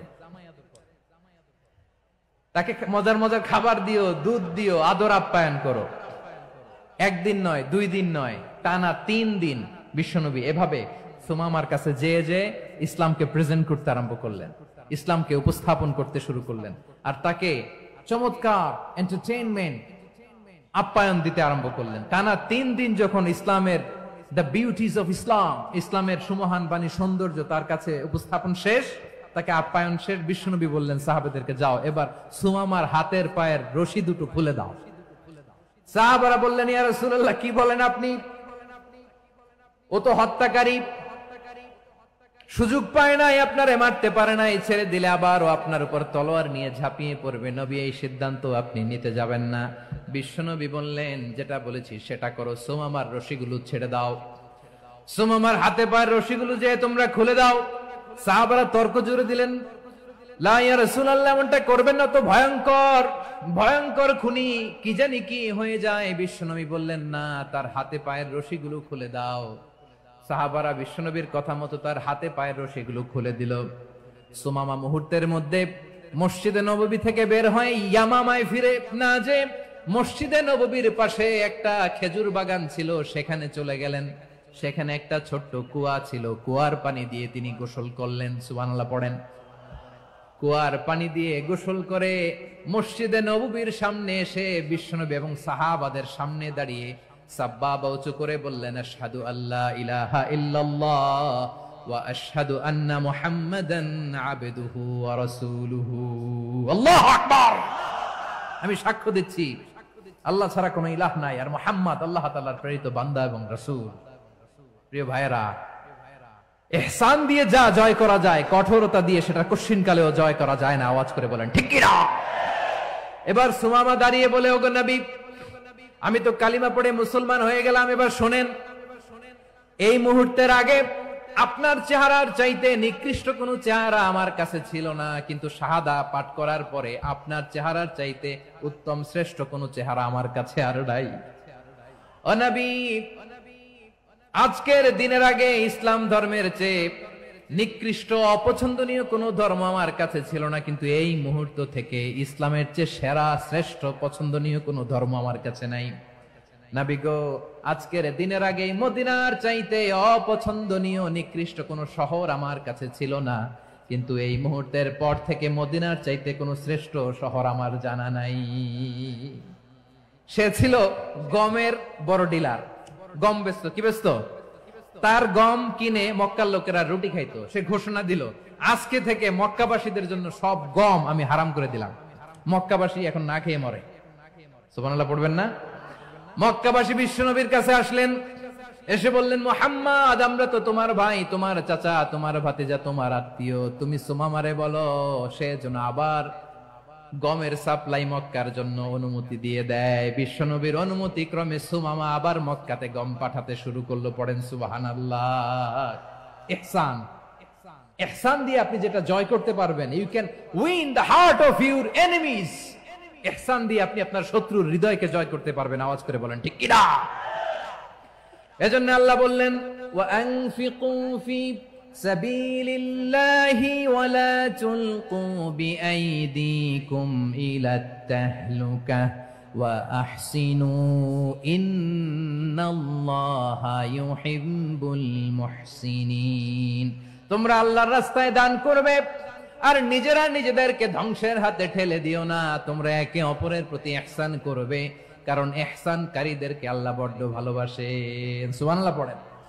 আবার সূরা রহমানে আল্লাহ বললেন, হাল জাযাউল ইহসানি ইল্লাল ইহসান ফাবিআইয়ি আলা, সবাই পড়েন, ফাবিআইয়ি আলাই রাব্বিকুমা তুকাযযিবান। ইহসানের প্রতিদান হিসেবে ইহসানি হয়। বিশ্বনবী সুমামার প্রতি যেমন ইহসান করেছেন, সুমামাও ঠিক তেমন ইহসান ফিরিয়ে দিয়েছে। ঠিক কিনা বলেন? তাহলে এক নম্বরে হচ্ছে আদ, ন্যায় বিচার। দুই নম্বরে সবাই বলেন ইহসান, সদাচরণ। ইহসান দুই ধরনের প্রিয় ভাইরা, ইহসান ফিল ইবাদা, ইহসান ফিল মুআমালা। ইহসান ফিল ইবাদা হচ্ছে একাগ্র অনুভবে ইবাদতে ডুব দেওয়া, এর নাম ইবাদতের ইহসান। সুবহানাল্লাহ পড়েন। বিশ্বনবী বলেন ইহসান মানে কি জানো নাকি? হাদিসে জিবরিলে সাইয়েদনা জিবরিল আলাইহিস সালাম বিশ্বনবীকে বললেন, আখবিরনি আনিল ইহসান। নবী আমাদেরকে বলেন ইহসান মানে কি? বিশ্বনবী বললেন, আনতা আবুদাল্লাহা কাআন্নাকা তারাহু ফাইন লাম তাকুন তারাহু ফাইন্নাহু ইয়ারাক। ইহসান মানে হলো এমন ভাবে তুমি আল্লাহর সামনে নিজেকে উজাড় করে ইবাদত করবে, তুমি ভাববে তুমি আল্লাহকে দেখতে পাচ্ছ। আর এটা যদি ভাবা তোমার জন্য কঠিন হয়ে যায়, অন্তত এতটুকু তুমি ভাববা যে আল্লাহ তোমাকে দেখতে পাচ্ছেন। ঠিক কিনা বলেন? ও আমার বীর চট্টলার ভাইয়েরা, কেউ যেটা দেখে না সেটা দেখে কে? এই বিশ্বাস হৃদয়ের মধ্যে আছে? নামাজে যখন দাঁড়ান এই ফিলিংসটা আনা যাবে? হ্যাঁ, এশার সালাত তো এখনো হয় নাই না? আলোচনা শেষে এশার সালাত এখানে অনুষ্ঠিত হবে, তাই না? আচ্ছা বলুন তো, আমরা এশার সালাত পর্যন্ত বেঁচে থাকবো এই গ্যারান্টি আছে কার কার? হাত তোলেন। কয়েকজন হাত তুলছে পেছনে, না বুঝে তুলে ফেলছে। এশা পর্যন্ত যে আমরা হায়াত পাবো কোনো গ্যারান্টি আছে? সবাই আওয়াজ করে বলেন, গ্যারান্টি আছে? গ্যারান্টি নাই। এজন্য বিষ্ণু ইসলাম বলেছে এমন ভাবে নামাজে দাঁড়াও, ইবাদত করো, মনে করো হতে পারে এটাই আমার জীবনের শেষ নামাজ। পারফর্ম দ্য সালাহ as if this is your last and final prayer. এমন ভাবে সালাতে দাঁড়াও, ভাবো হতে পারে এটাই তোমার জীবনের শেষ নামাজ। এমন ভাবে নামাজে দাঁড়াও, ভাবো এটাই শেষ নামাজ। তাহলে নামাজে একাগ্রতা বাড়ায় দিবে কে? ফলে ইবাদতের ইহসান আমাদের অর্জিত হবে। আর মুআমালাতে ইহসান হলো, বিশ্বনবী বলেন, ইন্নাল্লাহা তাবারাকা ওয়া তাআলা কাতাবাল ইহসানা আলা কুল্লি শাই ফাইযা কাতালতুম ফাআহসিনুল কিতলা ওয়া ইযা যাবাহতুম ফাআহসিনুয যাবহা ওয়ালিয়ুহিদ্দা আহাদুকুম শাফরাতাহু ওয়ালিয়ুরিহ যাবিহাতাহু। ইহসান দুই ধরনের। আওয়াজ করে বলতে হবে, কয় ধরনের? সবাই বলুন আওয়াজ করে, কয় ধরনের? একটা হচ্ছে ইহসান ফিল ইবাদা, ইবাদতে ইহসান। ইবাদতে ইহসান কি? একাগ্র অনুভব দিয়ে ইবাদত করা, মন প্রাণ দিয়ে ইবাদত করা। আর মুআমালাতে ইহসান কি? সব কাজে, দৈনন্দিন কাজে, কর্মে, সামাজিক অ্যাক্টিভিটিতে কোমলতা প্রদর্শন করা, অনুগ্রহের সাথে সবকিছু করা। আল্লাহ তাআলা ইন্নাল্লাহা তাবারাকা ওয়া তাআলা কাতাবাল ইহসানা আলা কুল্লি শাই, তিনি সবকিছুর ব্যাপারে ইহসানকে আবশ্যক করেছেন। সবকিছুতে মুমিনের সব কাজে ইহসানের পরশ থাকবে। ওয়া ইযা কাতালতুম ফাহসিনুল কিতলা, বিষ্ণুই বলেন তুমি যখন কাউকে হত্যা করো ইহসানের সাথে করো। সুবহানাল্লাহ পড়বেন না? যখন হত্যা করো তখনও ইহসানের সাথে। আচ্ছা হত্যা করবো আবার ইহসান আসবে করতে করে, তো মেরেই ফেলবো আমি। আল্লাহ, ও ভাই একজন খুন করেছে, খুনি, রাষ্ট্রীয় আইনে তার শাস্তি হয়েছে ডেথ পেনাল্টি, মৃত্যুদণ্ড। এখন মৃত্যুদণ্ড দেখে আপনি যেমনি মন চায় তেমনি মারবেন লোকটারে? ওর নাক কেটে ফেলতে পারবেন? ওর কান কাটতে পারবেন? ওর চোখ উপড়ে ফেলতে পারবেন আপনি? যেমন মন চায় তার অঙ্গহানি করা যাবে না। ইহসানের সাথে তাকে হত্যা করো। সুবহানাল্লাহ, this is Islam, this is the true essence of Islam. ওয়া ইযা যাবাহতুম ফাহসিনুয যাবহা, যখন জবাই করবে তখনও ইহসানের সাথে জবাই করো। করব জবাই, ওইখানেও নাকি ইহসান? আচ্ছা কুরবানির দিন আমরা পশুগুলোরে কি করি বলেন সবাই আওয়াজ করে? জবাই। জবাই মানে তো এটার মেরেই ফেলতেছি, একটু পরে তো টুকরো টুকরো করে গোশতগুলো খাবো, এটা তো খাবো, এটা তো মেরেই ফেলবে। বিষ্ণু বলে না, জবাইয়ের মধ্যেও মুমিনের জবের ভেতরেও ইহসানের পরশ থাকা চাই। যখন জবাই করবে প্রাণীটাকে হাত পা টাইট করে বেঁধে নাও, ছুরিটাকে শার্পেন করে নাও, ধারালো করে নাও, যাতে অল্প সময়ে জবাইটা হয়ে যায়, প্রাণীটা যাতে কম কষ্ট পায়। সুবহানাল্লাহ পড়ে। দিস ইজ কল্ড ইহসান। ইহসান আল্লাহ তাআলা যেমনি আদলের আদেশ করেছেন, ন্যায় বিচার, জাস্টিস এনশিওর করতে বলেছেন, সমাজে ইহসানের ব্যবহার, ইহসানের অনুশীলন তিনি করতে বলেছেন। এজন্য মুমিনের প্রতিটি কাজে, আমার চট্টগ্রামের ভাইয়েরা আমার দিকে তাকান, খেয়াল করে শুনুন, মুমিন জীবনের প্রতিটি কাজে ইহসানের পরশ থাকা চাই। আমরা যেন আমাদের পরিবারের প্রতি ইহসান করি, আমরা যেন আমাদের কর্মচারীদের প্রতি ইহসান করি, আমরা যেন আমাদের কলিগদের প্রতি ইহসান করি, আমরা যেন আমাদের ভাইদের প্রতি ইহসান করি। মুমিন জীবনের প্রতি কাজে ইহসানের পরশ থাকার দরকার আছে না নাই? কথা বুঝতে পেরেছেন? তাহলে আল্লাহ তাআলার তিনটা আদেশ ছিল, কয়টা গেল?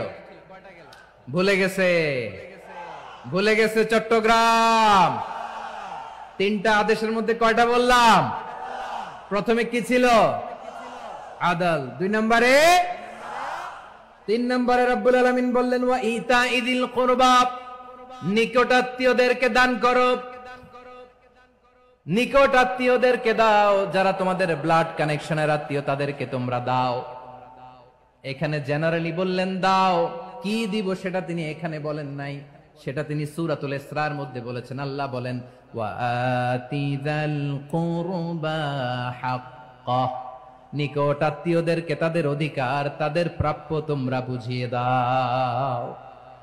দেখেন, একটা শান্তির সমাজ, একটা সমৃদ্ধ সমাজ, একটা মানবিক সমাজ গঠনের জন্য আল্লাহ তাআলা বেশি না, মাত্র 3টা অর্ডার, 3টা ভার্ডিক্ট তিনি জারি করেছেন। 1 নাম্বার সুশাসন, ন্যায় বিচার। 2 নাম্বার ইহসান। 3 নাম্বার নিকটাত্মীয়, যারা কাছের, তোমার ভেরি ক্লোজ রিলেশনশিপে আছে, তাদেরকে দাও।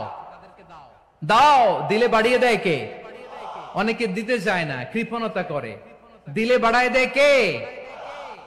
ও মিয়া, মদিনার মধ্যে সবচাইতে গরিব সাহাবী ছিল বেলাল রাদিয়াল্লাহু তাআলা আনহু।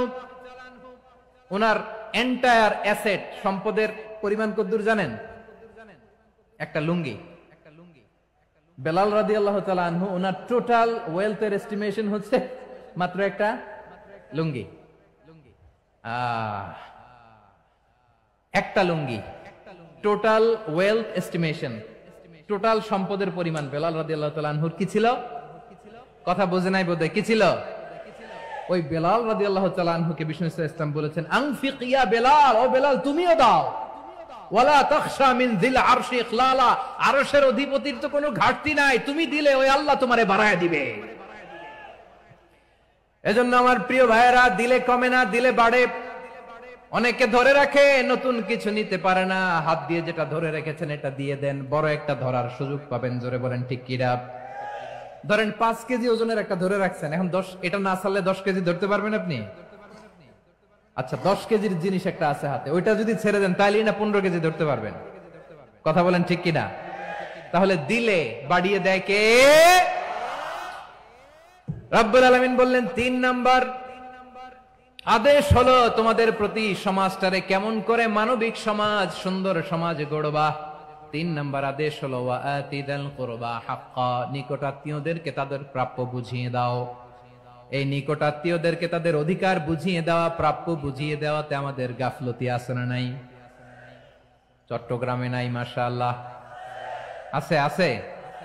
অনেকে দেখবেন অনেক আল্লাহওয়ালা, তাহাজ্জুদ গুজার, সেজদা দিতে দিতে কপালে কালো দাগ ফেলে দিছে, সে তার বোনের হকটা আদায় করে নাই। আছে না নাই? হ্যাঁ, এখানেও আছে। সর্বনাশ। অনেক বড় হাজী সাহেব, বিশাল লম্বা দাড়ি, ছেলেরে সব দিয়ে দিছে, মেয়েরে কিছু দেয় নাই, মেয়ের হক আদায় করে নাই। আছে না নাই? এই হাজী সাহেবেরা, এই আল্লাহওয়ালারা কিয়ামতের ময়দানে আটকে যাবে। আপনি অন্যের অধিকার নষ্ট করেছেন, তাদের রাইটস কে ভায়োলেট করেছেন। এজন্য আল্লাহ তাআলা বলেন, কারো অধিকার যদি কেউ নষ্ট করে, ওই সমাজটা মানবিক সমাজ কঠিনকালেও হতে পারে না। এজন্য 3 নম্বর আল্লাহ বললেন ওয়া ইতাইদিল কুরবা, নিকটাত্মীয়দেরকে দাও। কি দিবা? তাদের অধিকার দিয়ে দাও। বোনের অধিকার বুঝিয়ে দাও, মেয়ের অধিকার বুঝিয়ে দাও, ফুফুর অধিকার বুঝিয়ে দাও। দেখবেন অনেক মায়েরা ছেলের পাতে মুরগির রান দেয়, মেয়ের পাতে দেয় মুরগির ঠ্যাং। এরকম আছে না নাই? ছেলেরে কি দেয় মুরগির, মেয়ের পাতে কি দেয়? তো মেয়ের কি মুরগির রান খেতে মনে চায় না? মনে চায় না? এমনটা করা যাবে না। নিকটাত্মীয়দেরকে অধিকার দিয়ে দাও, নিকটাত্মীয়ের সাথে সুসম্পর্ক রাখো। আদেশটা কার? এজন্য প্রিয় ভাইয়েরা, জীবনে যদি বারাকা অর্জন করতে চান, নিকটাত্মীয়দের সাথে সুসম্পর্ক রাখতে হবে, তাদের জন্য উপহার পাঠাতে হবে। বিশ্বনবী বলেন, লা ইয়াদখুলুল জান্নাতা কাতে, যে ব্যক্তি আত্মীয়তার সম্পর্ককে ছিন্ন করে দেয়, সে কশিন কালেও আল্লাহর জান্নাতে ঢুকবে না। আপনি কি এটারে সহজ হাদিস মনে করছেন? এটা সহজ কথা। আপনি ভাবছেন আপনার নামাজ আপনারে বাঁচাতে পারবে, আপনার রোজা বাঁচাতে পারবে, আপনার তাহাজ্জুদ আপনারে বাঁচাতে পারবে? অধিকার নষ্ট করলে কিছুই আপনারে বাঁচাতে পারবে না। এজন্য নিকট আত্মীয়দেরকে দিতে হবে বেশি বেশি। বিশ্বনবী বলেন, ইন্না সাদাকাতা আলাল মিসকিনি সাদাকা ওয়া আলা যির রাহিমি ইসনাতান সাদাকাতুন ওয়া সিলা।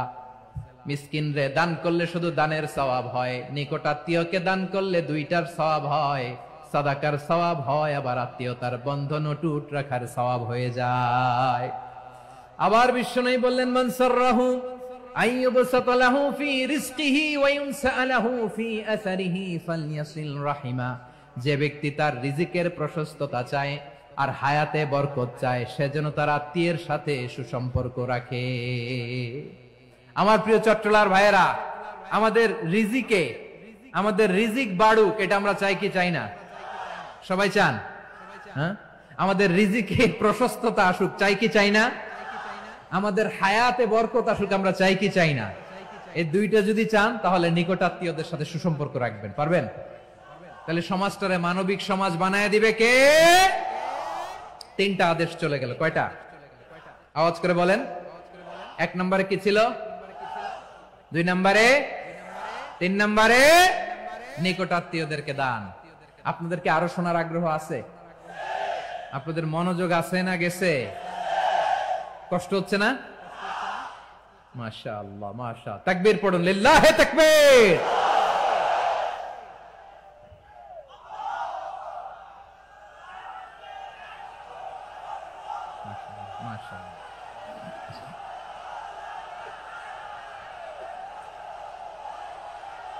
আমার প্রিয় ভাইয়েরা, আল্লাহ তাআলা তিনটা জিনিসের যেমনি আদেশ করেছেন, অনুরূপভাবে তিনটা বিষয় তিনি বারণ করেছেন, নিষেধ করেছেন। ওগুলোর কাছেও যাওয়া যাবে। শুনবেন। রাব্বুল আলামিন বলেন, ওয়ায়ানহা আনিল ফাহশাই ওয়াল মুনকারি ওয়াল বাগি। আমি যেমনি তিনটি বিষয়ে আদেশ করলাম, অনুরূপভাবে তিনটি বিষয়ে বারণ করলাম, নিষেধ করলাম। আমার 1 নাম্বার নিষেধাজ্ঞা হলো অশ্লীলতার প্রতি। ফাহশা, ওয়ায়ানহা আনিল ফাহশা। আল্লাহ তাআলা অশ্লীলতাকে নিষেধ করেছেন। কোন জিনিসকে? সবাই বলুন, কোন জিনিসকে? যত ধরনের, যত টাইপের, যত ক্যাটাগরির অশ্লীলতা হতে পারে, সব অশ্লীলতাকে হারাম করেছেন কে? ফাহশা মানে কি? কথায়, কাজে, আচরণে, কমেন্ট, ফেসবুকের কমেন্টসে যত ধরনের নোংরামো আছে, যত ধরনের অশ্লীলতা আছে, এটাকে আরবিতে বলে ফাহশা। এটাকে কি বলে? রাব্বুল আলামিন বলেন, কুল ইন্নামা হারামা রাব্বিয়াল ফাওয়াহিশা মা যাহারা মিনহা ওয়া মা বাতান। ও নবী, আপনি বলে দেন, আমার রব প্রকাশ্য, অপ্রকাশ্য, স্পষ্ট কিংবা অস্পষ্ট, দৃশ্যমান কিংবা অদৃশ্যমান সব অশ্লীলতাকে হারাম করেছেন। সব ধরনের অশ্লীলতা হারাম, সব ধরনের। আল্লাহ তাআলা আমাদেরকে অশ্লীলতা থেকে বাঁচান, অশ্লীলতা থেকে তিনি আমাদেরকে হেফাজত করুক। পড়েন আমিন। এবার বলেন, আমাদের সমাজে অশ্লীলতা আছে না নাই? চট্টগ্রামে নাই? আমি কই নাই, ওনারা বলে আছে। দেখছেন, আমি সামহাও বাঁচায় দেওয়ার ট্রাই করতেছি, ওনারা বলে আছে। অশ্লীলতা নানা ভাবে, নানা নামে, নানা মোড়কে আমাদের সমাজে আছে না নাই? সংস্কৃতির নামে, ফ্যাশনের নামে, বিনোদনের নামে, উপন্যাসের নামে, কনসার্টের নামে অশ্লীলতা আছে না নাই? আপনি দেখেছেন কনসার্ট গুলোর অবস্থা? এই যে আতিফ আসলাম যে আসছে আমাদের দেশে, তারপর কে কে আসছে, আমাদের তরুণ তরুণীরা, আমাদের যুবক যুবতীরা, আমাদের জেনজিরা, কি অবস্থা ওইখানে? হ্যাঁ, কি অবস্থা? কে বাঁচাবে ওদের? কে রক্ষা করবে ওদের ইমানের, ওদের চরিত্রের হেফাজতের গ্যারান্টি কে দিবে? কনসার্টের নামে অশ্লীলতা আছে না নাই? ছেলে মেয়ে একে অপরকে জড়ায় ধরতেছে, একে অপরকে চুমো খাচ্ছে প্রকাশ্যে, দিবালোকে, গণমানুষের সামনে। আল্লাহ তাআলা এই অশ্লীলতা থেকে আমাদেরকে বেঁচে থাকতে বলেছেন, বেঁচে থাকতে বলেছেন। রূপালী জগতের নামে অশ্লীলতা আছে না নাই? এই টার্মটা আপনারা জানেন না? রূপালী জগৎ কি জগৎ? আসলে কি রূপালী জগৎ না অন্ধকার জগৎ? আমার বোনেরা, আপনাদেরকে যে কি বলে তারা বুঝায়, রূপালী জগৎ শুনেই আপনি ভরকে যাবেন না। রূপালী জগতে যে নারী যত বেশি উলঙ্গ, সে নাকি তত বেশি সাহসী। জানেন, বলে এটা একটা সাহসী নারী, খুব সাহসী পদক্ষেপ তার। যত বেশি শরীর থেকে কাপড় নামাতে পারবে, যত বেশি বস্ত্রহীন হয়ে নিজেকে প্রেজেন্ট করতে পারবে, সে নাকি তত বেশি সাহসী। আমার চট্টলার ভাইয়েরা, শয়তানের প্রথমে এজেন্ডা ছিল বনি আদমকে বস্ত্রহীন করা। সে আদম এবং হাওয়া আলাইহিস সালামকে নিষিদ্ধ গাছের ফল খাইয়ে তাদেরকে বস্ত্রহীন করেছে। এই জামিনেও সে আমাদেরকে বস্ত্রহীন করতে চাইবে। এই রূপালী জগতের নামে তারা এটা করে। আমার প্রিয় বোনেরা, আপনি জানেন না আপনার দাম কত? ওরা আপনাদেরকে বিজ্ঞাপনের সস্তা পণ্য বানাতে চায়। ওরা আপনাদেরকে ওদের ভোগের লিপসার টুলস বানাতে চায়। ওরা আপনাদেরকে দিয়ে ওদের খায়েশ পূরণ করতে চায়। এটা আপনাদের জন্য মোটেও ডিগনিটি নয়, এটা আপনাদের জন্য সম্মান নয়। আপনার সম্মান শালীনতায়, আপনার সম্মান হেজাবে, আপনার সম্মান ভদ্রতায়, আপনার সম্মান আপনার ডিসেন্ট পোশাকে। পোশাক বলে দেয় এই নারীটা ভদ্র না অভদ্র। পোশাক বলে দেয় এই মেয়েটা কোন ঘরের মেয়ে। আওয়াজ করে বলেন ঠিক কিনা? আপনি জানেন না আপনারা সস্তা পণ্য বানায়, ভোগের পণ্য, বিলবোর্ডে আপনাকে উলঙ্গ করে উপস্থাপন করে। এই অশ্লীলতার সাথে ইসলামের কোন সম্পর্ক। এজন্য আল্লাহ বলেন, আমি অশ্লীলতাকে হারাম করেছি। অশ্লীলতাকে হারাম করার প্রথম কারণ হলো এর মাধ্যমে মানবতাকে অপমানিত করা হয়। কারণ মানুষের সম্মান মানুষের পোশাকে। মানুষ যখন পোশাকহীন হয়ে যায়, বস্ত্রহীন হয়ে যায়, তার সম্মান কমে যায়। ঠিক কিনা? অশ্লীলতাকে হারাম করার প্রথম কারণ হচ্ছে মানুষ মানুষকে অপমান করে। একটা নারী, সে তো সম্মানিত। নারী যে কত সম্মানিত, নারীরা এটা বুঝেই নাই। বিশ্বনবী বলেন, আদ-দুনিয়া কুল্লুহা মাতা ওয়া খায়রু মাতা'আদ দুনিয়া আল মারআতুস সালিহা। আমার বোনেরা, 5টা প্যান্ডেলে আপনারা এলইডিতে আমার আলোচনা শুনছেন, আমি জানি। আপনাদের এই গর্ভ যে কত দামি আপনি জানেন না। আপনার পেট থেকেই আসবে আগামী দিনের সালাহুদ্দিন আল আইয়ুবী। আপনার পেট থেকেই আসবে অনাগত দিনের ইমাম মাহদী আল মুনতাযর। আপনার পেট থেকেই আসবে অনাগত দিনের ফয়সাল, ওয়াসিম, মুগ্ধ, আবু সাইদের মতো বীর যোদ্ধা।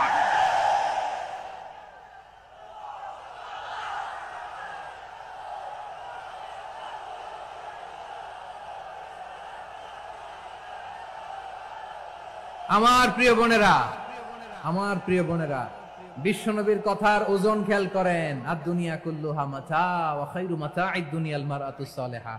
দুনিয়ার সবকিছুই অ্যাসেট, এর মধ্যে সবচেয়ে দামি অ্যাসেট নেককার নারী। আপনার গর্ভ যে কত দামি আপনি জানেন না। নিজের সময়টাকে কাজে লাগান, কোরআন পড়েন, সুন্নাহ পড়েন। আপনার অনেক দায়িত্ব ঘরে। You are the MD of your family. একটা family it's a very big institution. পরিবার একটা অনেক বড় প্রতিষ্ঠান।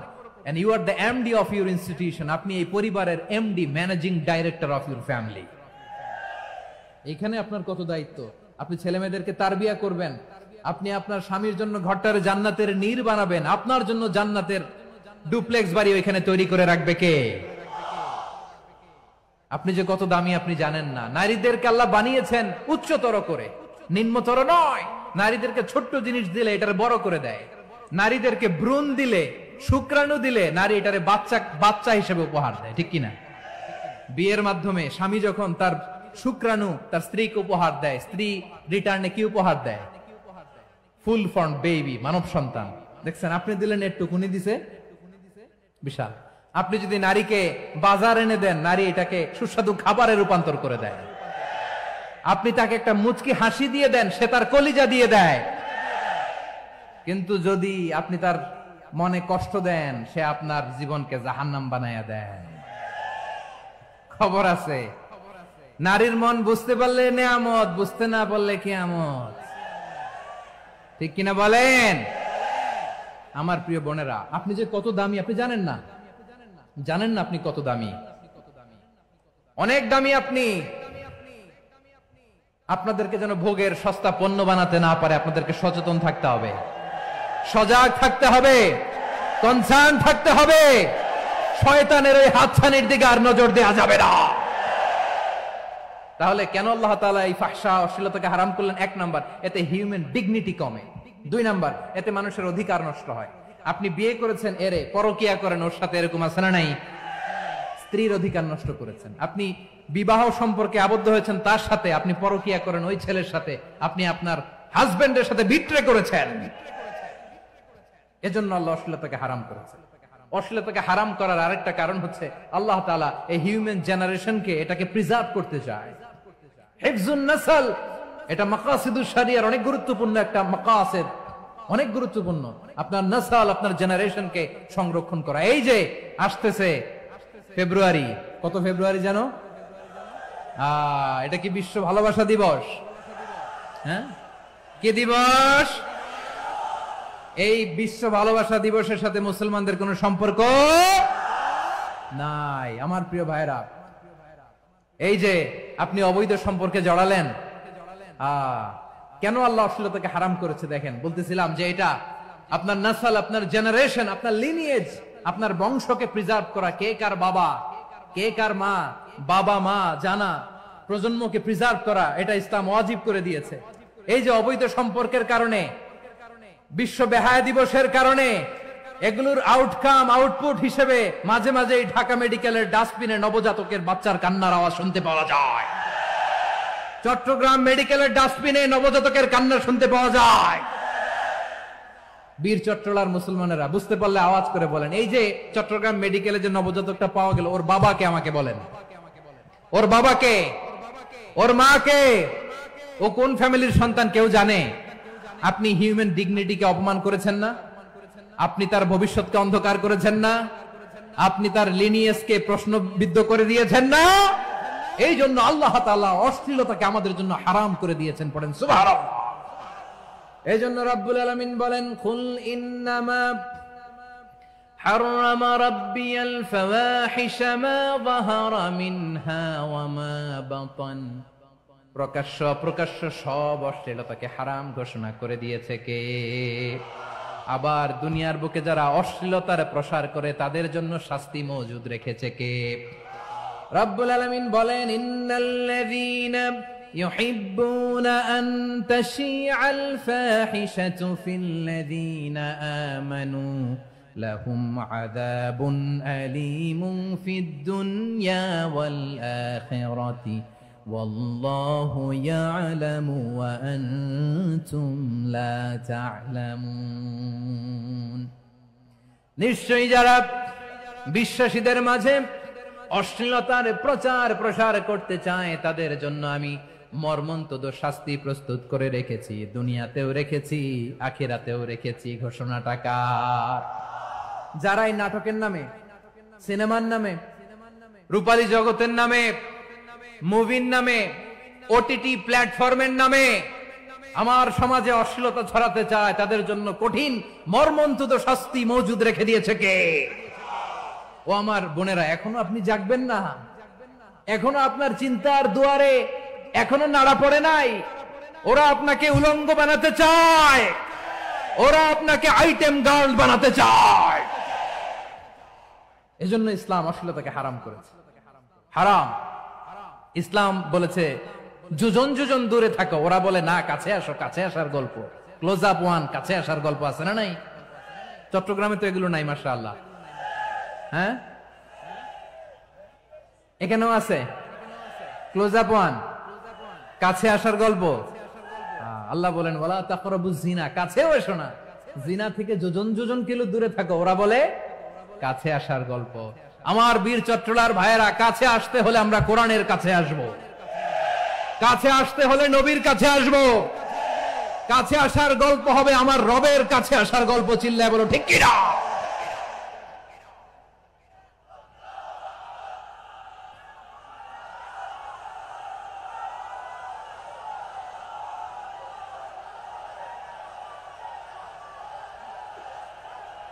বসুন বসুন আমার ভাইয়েরা।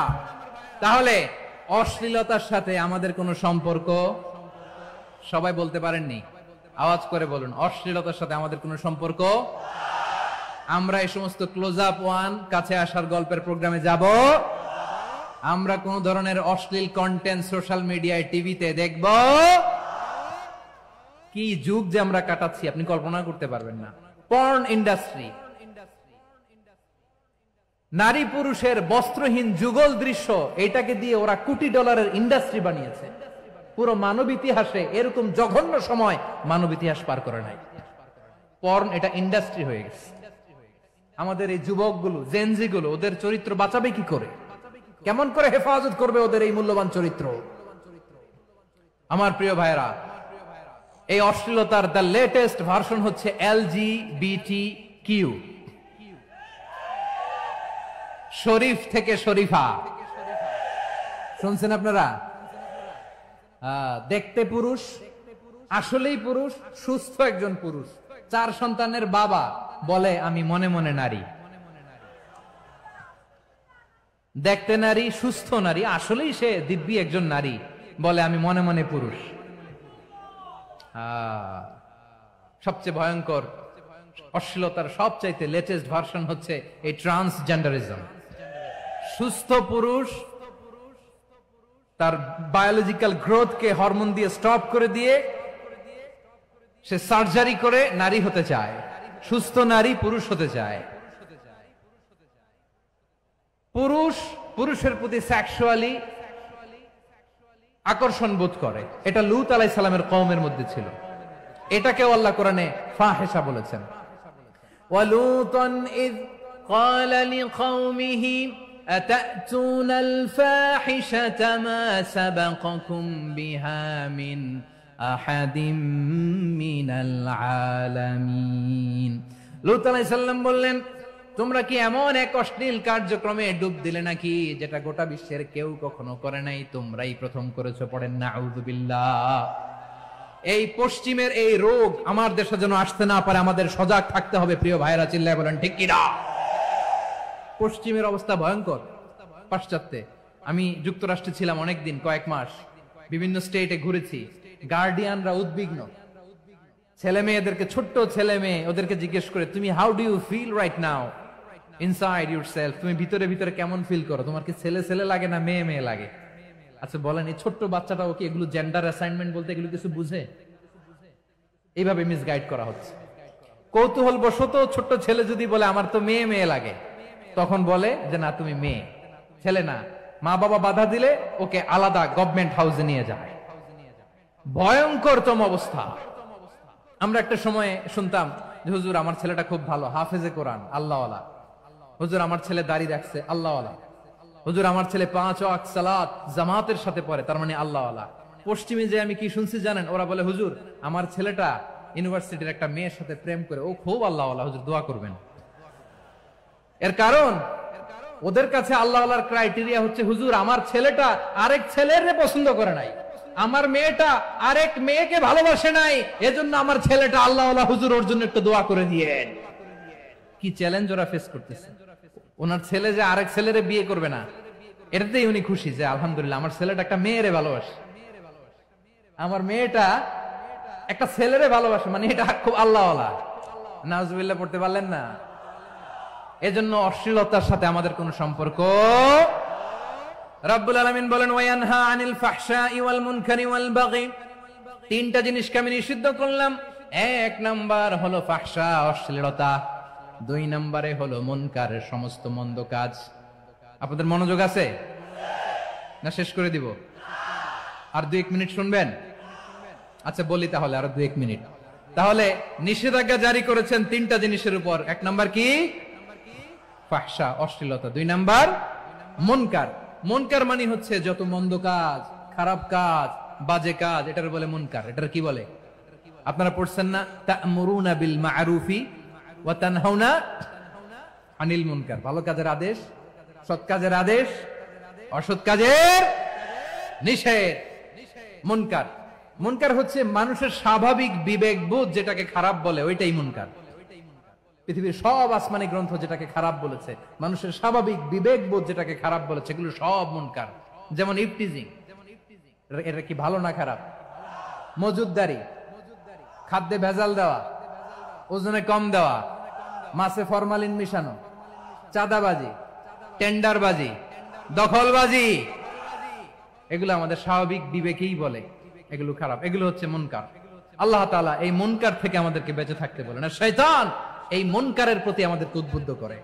আল্লাহ তাআলা বললেন, ইয়া আইয়ুহাল্লাযীনা আমানু লা তাত্তাবিউ খুতুওয়াতিশ শাইতান ফাইন ওয়া মান ইয়াত্তাবি' খুতুওয়াতিশ শাইতানি ফাইন্নাহু ইয়া'মুরু বিল ফাহশাই ওয়াল মুনকার।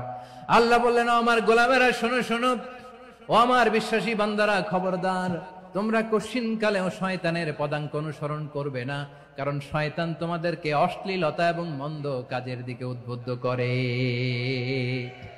আমাদের কাজ হচ্ছে শয়তান আমাদেরকে যেদিকে নিতে চায় আমরা তার উল্টা দিকে যাব, ঠিক কিনা বলে? শয়তান এই মন্দ কাজকে আমাদের কাছে বিউটিফাই করে, চাকচিক্যময় করে আমাদের সামনে উপস্থাপন করে। এজন্য আল্লাহ বলেন মুনকারকে থামাতে হবে, মুনকার প্রতিরোধ করতে হবে। মুনকার প্রতিরোধের দায়িত্ব শুধু আমাদের নাকি? শুধু আপনার খতিব সাহেবের, ইমাম সাহেবের, নাকি মুসলিম উম্মার সবার? আওয়াজ করে বলুন, মুনকার অসৎ কাজ প্রতিরোধের দায়িত্ব কার? রাব্বুল আলামিন বলেন, কুনতুম খায়রা উম্মাতিন উখরিজাত লিন-নাসি তা'মুরুনা বিল মা'রুফি ওয়া তানহাউনা আনিল মুনকার। তোমাদেরকে শ্রেষ্ঠ জাতি করে জমিনের মধ্যে আবির্ভূত করা হয়েছে, যাতে করে তোমরা জমিনের ভেতরে সৎ কাজের আদেশ করতে পারো আর অসৎ কাজের নিষেধ করতে পারো। উম্মাহ কুনতুম খায়রা, তাহলে গোটা উম্মার দায়িত্ব, এটা বুঝতে পারছেন তো? আচ্ছা, আরো নিচে আসেন। এরপরে আল্লাহ বললেন, শুধু উম্মাহ না, এই জমিনের রাজত্ব আমি যাদের হাতে দেই, এই জমিনের মালিক আমি যাদেরকে বানিয়ে দেই, যাদেরকে আমি সরকারের দায়িত্ব দেই, তাদেরকেও মুনকার প্রতিরোধের দায়িত্ব দিয়েছে কে? আল্লাহ বলেন, যারা ক্ষমতার মসনদে বসেছে তাদেরকে 4 দফা কর্মসূচি আমি আল্লাহ দিলাম। আওয়াজ করে বলেন, কয় দফা? আল্লাহ বলেন, আল্লাযীনা ইম্মাক্কান্নাহুম ফিল আরদি আকামুস সালাতা ওয়া আতাউয যাকাতা ওয়া আমারু বিল মা'রুফি ওয়া নাহাউ আনিল মুনকার ওয়ালিল্লাহি আকিবাতুল উমুর। যারা এই জমিনের উত্তরাধিকার হয়েছে তারা 4 দফা কর্মসূচি নিয়ে সামনে আগাবা। সালাত কায়েম করবা, যাকাত আদায় করবা, সৎ কাজের আদেশ দিবা, অসৎ কাজ থেকে মুনকার প্রতিরোধ করবা। আদেশটা কার? আমার প্রিয় চট্টলার ভাইরা, পুরো উম্মার দায়িত্ব মুনকার প্রতিরোধ করা, সরকার প্রধানের দায়িত্ব মুনকার প্রতিরোধ করা। এরপর আল্লাহ বলেন, প্রতিটা ফ্যামিলির যিনি প্রধান, সিইও, বাবা, প্রত্যেক বাবারও দায়িত্ব এই মুনকার প্রতিরোধ করা। আওয়াজ করে বলেন ঠিক কিনা? যেমনটি সাইয়েদনা লুকমান আলাইহিস সালাম ওনার কলিজার টুকরা সন্তানকে আদেশ করেছেন, ইয়া বুনাইয়া আকিমিস সালাতা ওয়া'মুর বিল মা'রুফি ওয়ানহা আনিল মুনকার। পড়েন সুবহানাল্লাহ। বাবা ছেলেকে সবক দিচ্ছে। কে সবক দিচ্ছে? কাকে? লুকমান আলাইহিস সালাম ছেলেকে বলতেছে, ওরে আমার কলিজার টুকরা সন্তান, ওরে আমার বাছা, নামাজ কায়েম করবা, সৎ কাজের আদেশ দিবা, আর মুনকার প্রতিরোধ করবা, অসৎ কাজ, সমাজ থেকে খারাপ কাজকে ঝেঁটে বিদায় করে দিবা। তাহলে দেখেন, আমি স্টেপ বাই স্টেপ নামলাম। পুরা উম্মার দায়িত্ব। জমিনের উত্তরাধিকারী আল্লাহ যাদেরকে বানিয়েছেন সরকার, তাদের দায়িত্ব, প্রতিটি ফ্যামিলির প্রধানের দায়িত্ব। এরপরে বিশ্বনবী বলেন সচেতন প্রতিটি মুসলিমের দায়িত্ব সমাজ থেকে মুনকারকে উৎখাত করা। বিশ্বনবী বলেছেন মান রাআ মিনকুম মুনকারান ফালিয়ুগাইয়িরহু বিয়াদিহি ফাইন লাম ইয়াস্তাতি ফাবিলিসানিহি ওয়া ইন লাম ইয়াস্তাতি ফাবিকলবিহি ওয়া যালিকা আযআফুল ঈমান। সমাজে যে মুনকার দেখবে, খারাপ কাজ দেখবে, সে যেন হাত দিয়ে সেটাকে থামায়। কি দিয়ে? আপনাদের তো হাত নাই না? হাত আছে, হাত আছে। ওরা যেই হাত দিয়ে অন্যায় করে ওটা প্রতিরোধের জন্য আমাদেরও হাত আছে না নাই? থামাতে হবে, থামাতে হবে।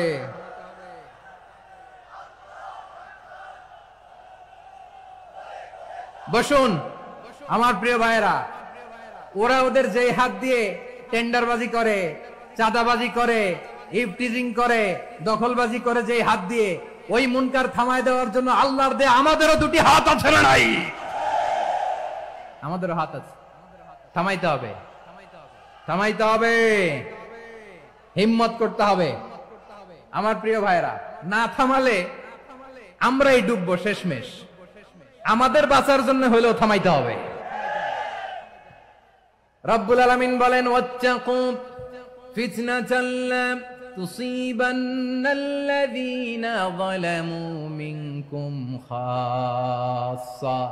ও আমার গোলামেরা, ওই আযাবকে ভয় করো যে আযাব যখন আমি জমিনের বুকে পাঠাই শুধু জালেমদেরকেই মারি না, আলেমদেরকেও মারি।